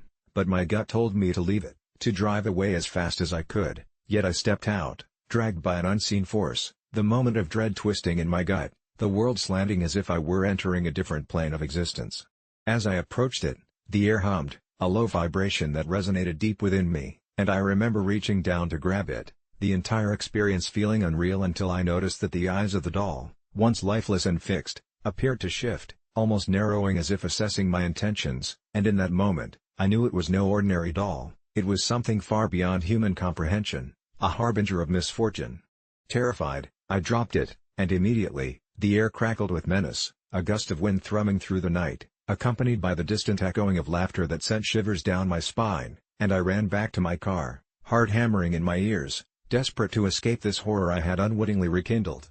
Back home, I bolted the doors, drawn into a paralysis of fear, accusations flying relentlessly on social media, and over the next few days, as the police canvassed the area near where the doll was found, they uncovered more unnerving reports of strange sightings, each tale more chilling than the last, all stemming from that sinister place where I had thoughtlessly discarded my own pain. I began to wonder if the doll carried some fragmented piece of my soul, a dark reminder of the man I thought I had left behind, obsessively stalwart in his way of embodying everything that left me fractured. What if his fixation on it had somehow manifested into something much more malevolent than I could have ever imagined? Even with the sun shining brightly outside, shadows lingered behind every corner, and I could feel the doll's presence growing heavier like a smothering fog, its touch lingering in the edges of my mind, relentless. One evening, unable to bear it any longer, I decided to leave the house after dark for the first time. I grabbed a hoodie and raced back to the roadside, heart pounding in my chest like a war drum, a primal instinct to confront my fears, fully prepared to abandon the doll, to bury it deeper than my own regret. But as I reached the spot, I was shocked to discover the grass had been trampled down, residual footprints leading away into the trees, the very woods whispered about in hushed circles on the internet. Panic ignited in my veins then as I unfolded my phone, not for direction but for light, the beam cutting through the darkness, illuminating the trails and leading me into that suffocating obscurity. This far in, I knew so many had looked for the lost things and never returned. My breath quickened as the deep silence loomed all around me, every crack of twigs echoing ominously off the bark like the sinister laughter that had taunted me just days before.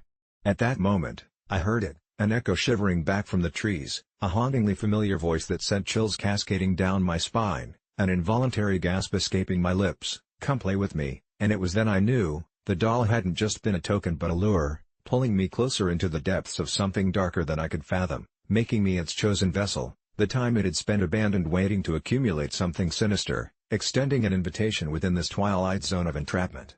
As panic rose, all I could do was run, breath hitching in my throat, but the laughter, oh God, the laughter was still there, swirling around me, echoing off the trees as if the shadows were alive, mocking my escape, until finally I burst through the tree line to the roadside, gasping in the cool air. But the doll was gone, it had been taken, and I screamed into the night, my own voice reverberating back, a cry lost to the dark. No one would believe me, and all those headlines would confirm my worst fear. Without the doll, I had become the tale, an endless reflection of horror that would leave imprints on my life forever.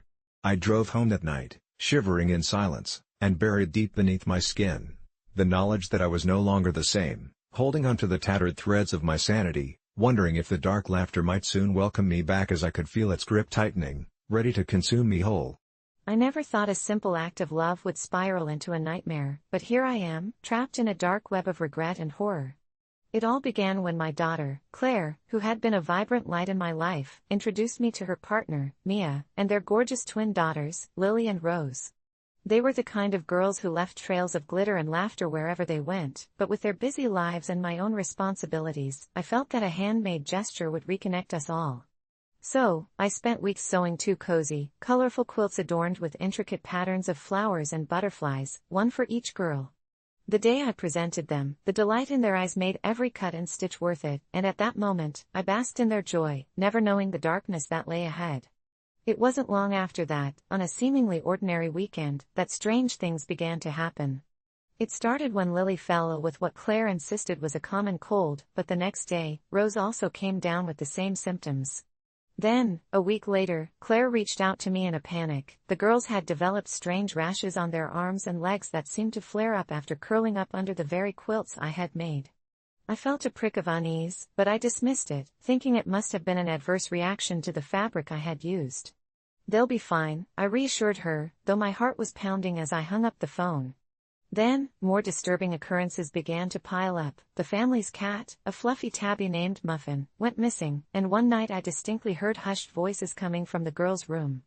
Concerned, I knocked, and Claire opened the door just enough to peek through, her face as pale as the moonlight illuminating the hallway. I could see the girls huddled under the blankets, whispering, but not talking to anyone as I recognized, perhaps playing some innocent game. Yet their giggles seemed unnaturally high-pitched and echoed unsettlingly in my ears. I brushed it off as growing pains of parenthood and carried on, crafting more quilts to send their way in a futile attempt to brush the darkness away. That wrong turn led me down a path of disbelief when one evening, as I looked through my sewing supplies, I stumbled upon something horrifying, tiny strips of fabric that looked almost like hair. Horrified, I collapsed into a parent's worst nightmare. The girls weren't just playing, they were weaving something. Something darker than I could fathom. I found myself waking up in cold sweats, the images of my beloved grandchildren flickering in flame-like visions, the sound of their laughter turning into shrill screams. Barely sleeping, I found myself almost instinctively checking in on them more often, but each visit felt more shadowy than the last. One Friday night, driven by an unfathomable pull, I decided to follow those haunting whispers. It led me to the door of their room once more, but this time something shifted in me. Instead of fear, a deep curiosity consumed me. Peeking through the crack made my breath hitch. The girls were seated cross-legged on the floor, surrounded by a circle of candles illuminating a strange symbol drawn in chalk. Before them lay the quilts, their colors appearing almost too vibrant, too alive, and they were using them as an altar of sorts. I opened the door wider, my heart hammering, to find the girls chanting in a language I couldn't comprehend, their innocent faces now twisted into something unsettling, eyes too old for their little bodies, gleaming with a hunger I had never seen before. They turned to me in unison and smiled, revealing teeth that glinted unnaturally in the candlelight. "Join us, Grandma," they chimed, voices thick with something unnameable. I didn't know what to do. Every maternal instinct screamed for me to pull them away from whatever malevolence they were dabbling in, yet another part of me, perhaps the deeper, darker part, was both terrified and fascinated. I backed away, closing the door quietly, wanting to give them space while also terrified for their safety.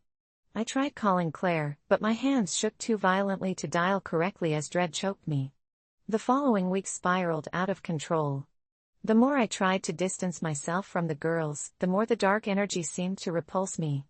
It became evident to me that their rashes had worsened, and I saw a subtle change in Claire too: tangled hair, dark circles under her eyes, a sense of fatigue that aged her rapidly. When I finally managed to pry it from her lips, Claire admitted the girls had started talking about the night of offerings and other strange rituals, things that had no place in a child's imagination, and I felt faint. Panic surged through my veins. I needed to act before it spiraled completely out of control, but every time I tried to confront Mia and Claire, they brushed it off as just childhood imagination, but as their grandmother, I couldn't shake that feeling. I snuck around their house one night while they were out, trying to gather anything unusual. In the attic, buried beneath old toys, I found a tattered book filled with illustrations of symbols and relentless incantations. I flipped through it, confusion giving way to horror as the truth struck me: a dark lineage, a twisted legacy that my family seemed to have avoided, but now threatened to awaken with my innocent gestures of love. I ripped the book shut and stumbled out of the house, barely breathing, feeling the weight of my actions suffocate me. The quilting I thought would bind our family together was pulling me into something far more sinister. A choice had to be made. I began to cut ties, slowly withdrawing from their lives, desperate to protect my own sanity, but the girls grew more insistent, more invasive, as if sensing my fear and reluctance. At a family gathering later, I watched them closely. Something shifted in me when Rose smiled at me, a smile that seemed almost predatory. I felt as though she knew the truth of my cowardice. When I could take it no longer, I gathered everyone and blurted out all I had found, all that I had deciphered from the tattered book. Instead of disbelief, their laughter filled the air again, but it felt different, sharp and menacing. "It's not a game, Grandma," they said in unison, voices layered with something vile that chilled my very spirit. It was too late, I couldn't escape this. As Claire and Mia exchanged glances filled with acknowledgement, my heart sank. "You made a mistake," Claire said, and I felt my pulse quicken. I thought about the blankets, the love I had poured into those quilts, and it hit me: the offerings they spoke of were not mere children's games, and now I knew I was not just the innocent grandmother in this twisted tale. I had woven my own entrapment with every stitch and thread.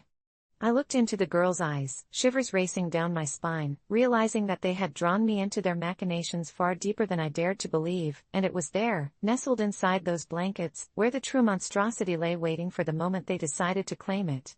"So," I ask again, "AITA for making my lesbian daughter's children blankets?" Every Thanksgiving, I felt obligated to attend my aunt's annual dinner, a tradition that started before I was even born, but this year felt different, almost oppressive. It was a routine gathering embellished with family feuds and stories of past mischief, but a thick air of something ominous clung to the dining room. As we sat down, the scent of roasted turkey mingled with something disconcertingly sour, a smell I could not quite place. My eyes landed on the side dish Aunt Helen had brought, a massive casserole of what she called Thanksgiving surprise. Something about its texture, the way it glistened under the dining room lights, made my stomach churn. It looked almost like it had been reheated, the edges crisped just enough to hint it might have spent more than a few days in her fridge, or maybe worse, her basement.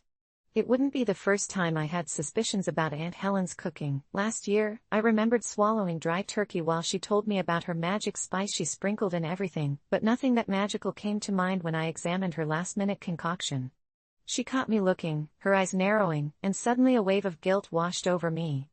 "You're not going to try my special dish?" she asked.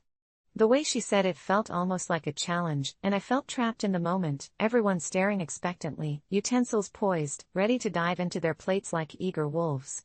I hesitated, a million thoughts colliding in my mind, the family outcast for not trying Aunt Helen's cooking versus potential illness. Instead of answering, I politely said, "I'm full." My lie hung in the air like the sweet potato casserole quietly baking in the oven, and for a moment, you could feel a collective shift in the atmosphere, a tightening of bonds that were already fraying, an unseen weight pressing down on us all.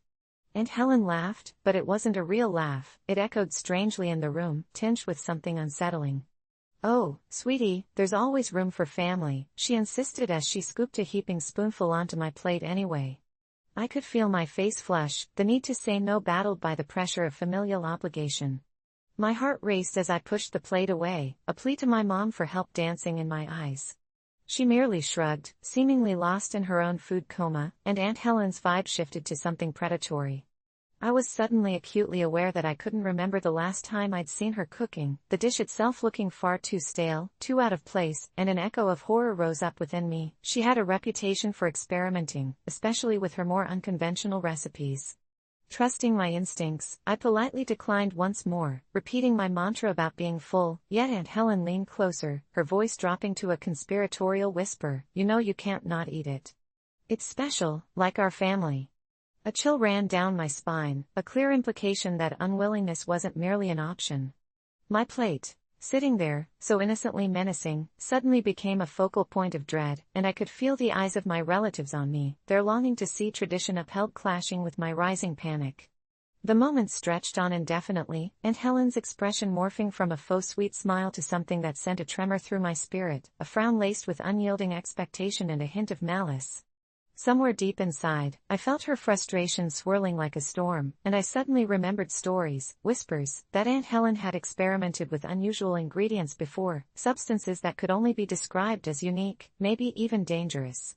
In a moment of clarity, I could imagine the casserole magically becoming the centerpiece of her questionable culinary adventures. Perhaps she had unearthed a recipe passed down through the generations, one made with something far too bizarre to be served at a standard family gathering.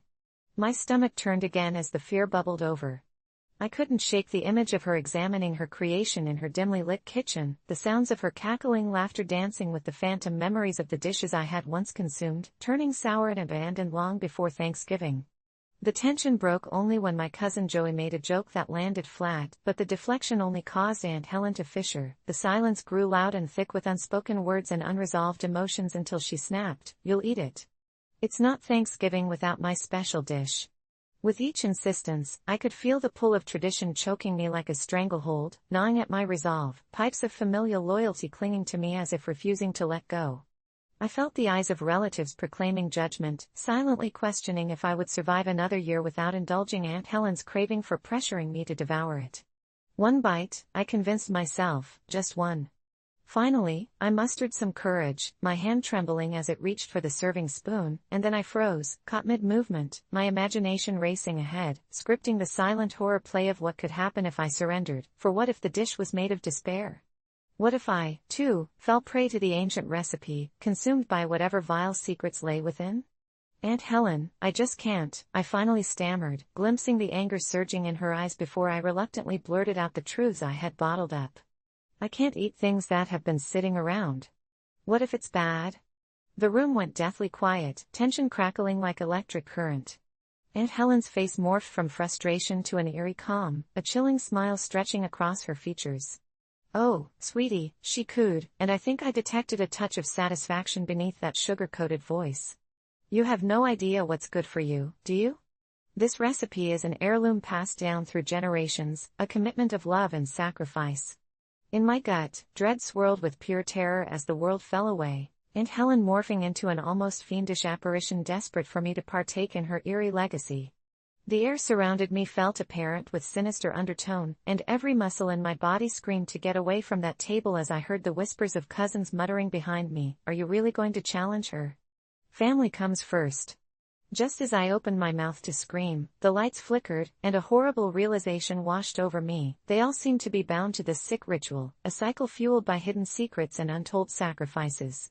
Then Aunt Helen continued, her voice low and almost seductive, "You think we're all just here for the food, don't you? But it's the dish that binds us, keeps our family together through everything, including those who, let's say, didn't make it to the end of the feast last year." A cold shiver crawled up my spine, and a sickening clarity washed over me, a dark understanding fretting at my sanity as I envisioned an empty chair at the table, last year's dinner where a cousin had simply vanished. Was it possible that something more sinister was cooking beneath that surface? The thought propelled me to my feet, my stomach rebelling against me in scathing protest. "I can't," I screeched, the words pouring out of me like molten lava. "I refuse." I bolted for the door as Aunt Helen's chilling laughter echoed behind me, a sound I was convinced would haunt me forever. I rushed outside, my breath leaving me in sharp gasps and my mind racing, picturing the plate of Thanksgiving surprise, the voiceless screams it held, the lingering stench of something rotten that tainted not just the casserole but maybe everything about our family. I knew, without a doubt, that I couldn't turn back, couldn't be ensnared in whatever dark web Aunt Helen had woven, and I'd sooner fast until Christmas than find out just how far she would go to preserve her twisted legacy. I stumbled into the night, knowing I would be the family outcast in their eyes, but anything was better than feasting on the horrors of last year. As the darkness closed in around me, a thrill of freedom coursed through my veins, and yet, a lingering question remained, would I be the one uninvited next year, or would the casserole have its appetite satisfied before another Thanksgiving crept upon us? I never thought a simple conversation would spiral into a nightmare that would haunt me for years, but here we are. It all started on a Tuesday, a day no different from any other. I was sitting in my homeroom, surrounded by the hum of morning chatter, when Jacob, the class clown with a well-deserved reputation for chaos, turned to me with a smirk that made my stomach drop. Just moments before, I'd finally managed to brush off the whispers about my appearance. My thick glasses and untamed hair were like red flags to my peers, an invitation for their cruelty. But when Jacob said it, I felt the world around me fall away. He called me a slur I thought I'd never hear directed at me, a word loaded with hate and ignorance, so vile it caught in my throat like the last bite of a bad meal. I was frozen, my heart racing, knowing that confronting him would only lead to more taunts, but doing nothing felt like accepting defeat. After class, I couldn't shake off that moment, that bite of venom that whispered to me that I was less deserving of respect simply for being different. Against my better judgment, I decided to go to my guidance counselor, Mrs. Perkins, a woman known for her warm smile and the jam-packed schedule of students desperate to be heard. She was trusted by many, or so I thought. I walked in, rehearsing my words, ensuring that I could convey the hurt without sounding too weak. But as I recounted the story, I noticed her expression shift. It seemed like understanding morphed into disappointment.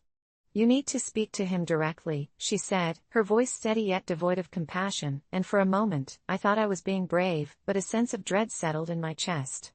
The next day, Jacob approached me with his usual swagger, but something was different. There was an intensity in his eyes, an expectation that coiled around us like a noose. I could feel the eyes of my classmates on us, holding their breath like they were waiting for a fight or, worse, a spectacle. Jacob leaned in closer, a sneer on his lips, and whispered, "You told on me, didn't you?" His voice dripped with malice, and in that moment, I realized I had walked into a trap of my own making. As I tried to find my voice, to say that I only wanted to be treated with a shred of dignity, he laughed, a cruel, guttural sound that echoed through the empty hallways, and my stomach twisted in a painful knot. The humiliation built with every laugh that chimed in around me. It was a familiar family of taunts, all mercilessly joining in, and I felt my standing as the target solidifying so solidly that it shook my core. I wanted to deny everything, to crawl into myself and disappear, but Jacob leaned in even closer, taunting me to deny it. I stumbled over my words, unable to fight back, and he responded by tossing out another slur, like throwing a stone into a glass house.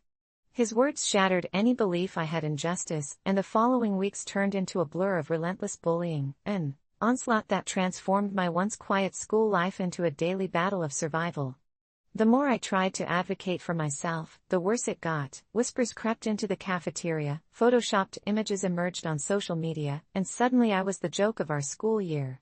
Each day, I pulled my hoodie tighter around me, a flimsy shield against the arrows of cruelty that seemed to fly directly in my direction. I lost friends, I lost joy, and I sat in silence while my name became synonymous with ridicule. I began dreading the walk through those school doors, feeling the heavy weight of shame, like a cloak that had been stitched together by every cruel word. It was as if every laugh in the hallway was a reminder that some stories have no heroes, only victims. I started seeing Mrs. Perkins less as an ally and more as a source of disappointment. Her suggestion echoed in my mind: had I been weak by telling her? By doing something? I felt caught in a web of self-loathing and guilt, one that twisted itself tighter every time I was labeled as a tattle or, worse, a coward. My trust in adults wore thin, slipping through my fingers like sand as I realized this cacophony of cruelty felt tolerated. Days bled into weeks, each worse than the last, until one fateful afternoon when Jacob decided to take things further. During gym class, in a cruel stroke of fate, he managed to coordinate a moment that would forever mark my life. I was paired with him for a team exercise. The moment he stepped closer, I could smell the sweat mixed with arrogance, a vile combination that churned in my gut. "Are you going to run away like a little brat?" He sneered, pouring scorn into those words, and every ounce of my resolve melted away. Instead of freezing, instead of standing tall, anger surged through me, fueled by weeks of torment and shame.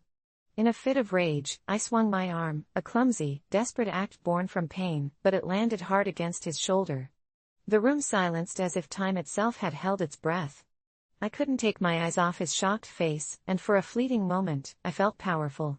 But any sense of triumph was short-lived. Before I knew it, he retaliated with venomous fists, turning that forgotten gymnasium into a cage of chaos. I'd become the villain in my own story, surrounded by chaos, and the teachers pulled us apart, leaving us sitting in opposite corners of the principal's office as the narrative twisted. I was labeled the aggressor, the troublemaker, while Jacob donned his martyr's mask of innocence.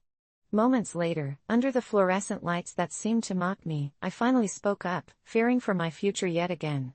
I recounted everything, how I had tried to stand up, how I had only wanted help, but in the eyes of the adults, I was merely misbehaving. "This isn't my fault," I cried, the desperation in my voice ringing hollow under their indifferent gazes. I became the conversation topic in whispers during lunch, and a target in the anxiety-ridden dreams that plagued me every night. My friends distanced themselves, afraid of catching what they labeled my drama. I lived in isolation, cocooned in a construct of my own guilt, paralyzed by the need for validation while crumbling beneath the weight of blame. The dreams turned darker, the whispers morphed into chants echoing in my head. I began to wonder if maybe I did belong in the shadows, if Jacob had been right all along. A year went by, each day a collection of silent scars grafted into my soul, and just when I began considering leaving school altogether, a weird email appeared in my inbox, one that made my breath hitch and my heart race. It contained a recorded conversation between Jacob and a mutual friend, a confession made in chuckles and arrogance, affirming that he orchestrated the entire thing with malicious intent, to bring me down, to revel in my despair. In a world that had painted me into a corner, I emerged, holding this tiny, clipped audio, a talisman of truth. Part of me wanted to send it off, share it with everyone who had ever judged me, but fear laced my hands. Who would believe me? I could feel the familiar voice in my head saying it was all just my fault for ever speaking to the counselor, that I had become nothing more than someone to be ridiculed. But I couldn't let Jacob's cruel laughter win. The next morning, I stood there, heart pounding, as I played the recording from Mrs. Perkins, tears of rage spilling over. She listened, the colors draining from her face, each slur echoing like a drum roll at a dark circus act. Days later, the principal called an emergency assembly, and for the first time in so long, the power had shifted. I stood in front of the student body, fog settling behind my eyes as I recounted the truth, knowing there may be repercussions but refusing to be the puppet in this horrid tale any longer. The gasps around the gymnasium filled the space like a chasm of realization, and the terrible weight of how I had felt for so long began to lift like a dawn breaking through a long night. Jacob faced the consequences. Suddenly, my once silent monster wore chains, and slowly the whispers turned into empathy. But still, as I left the auditorium that day, I could feel the air around me stifled with the remnants of hatred and, for the first time, a flicker of hope ignited. It wasn't an end, it was just the beginning of understanding that sometimes, telling the truth, no matter how painful, can set you free. Yet, no matter how much I felt liberated from the chains he had forged, I knew that I would carry the scars of that battle forever. So, I ask you, AITA, for telling the guidance counselor my classmate called me a slur? Because somewhere deep down, I am still that kid whose heart raced at the thought of being silenced, and to this day, that fear lingers, waiting for its moment to return. I didn't give him the job because his kid is a jerk, and I hate myself for it now. It started out as a standard hiring process for a position at the small tech company I managed. We had several applicants, but Jay Davis caught my attention. His resume was impressive, a testament to his skills and experience, but it was his glowing recommendations that really swayed me. People praised his professionalism, his insight, his ability to work miracles with code. I wanted nothing more than to welcome him aboard, but then I met his son, Timmy. I can still vividly remember the day Jay brought him along to the interview.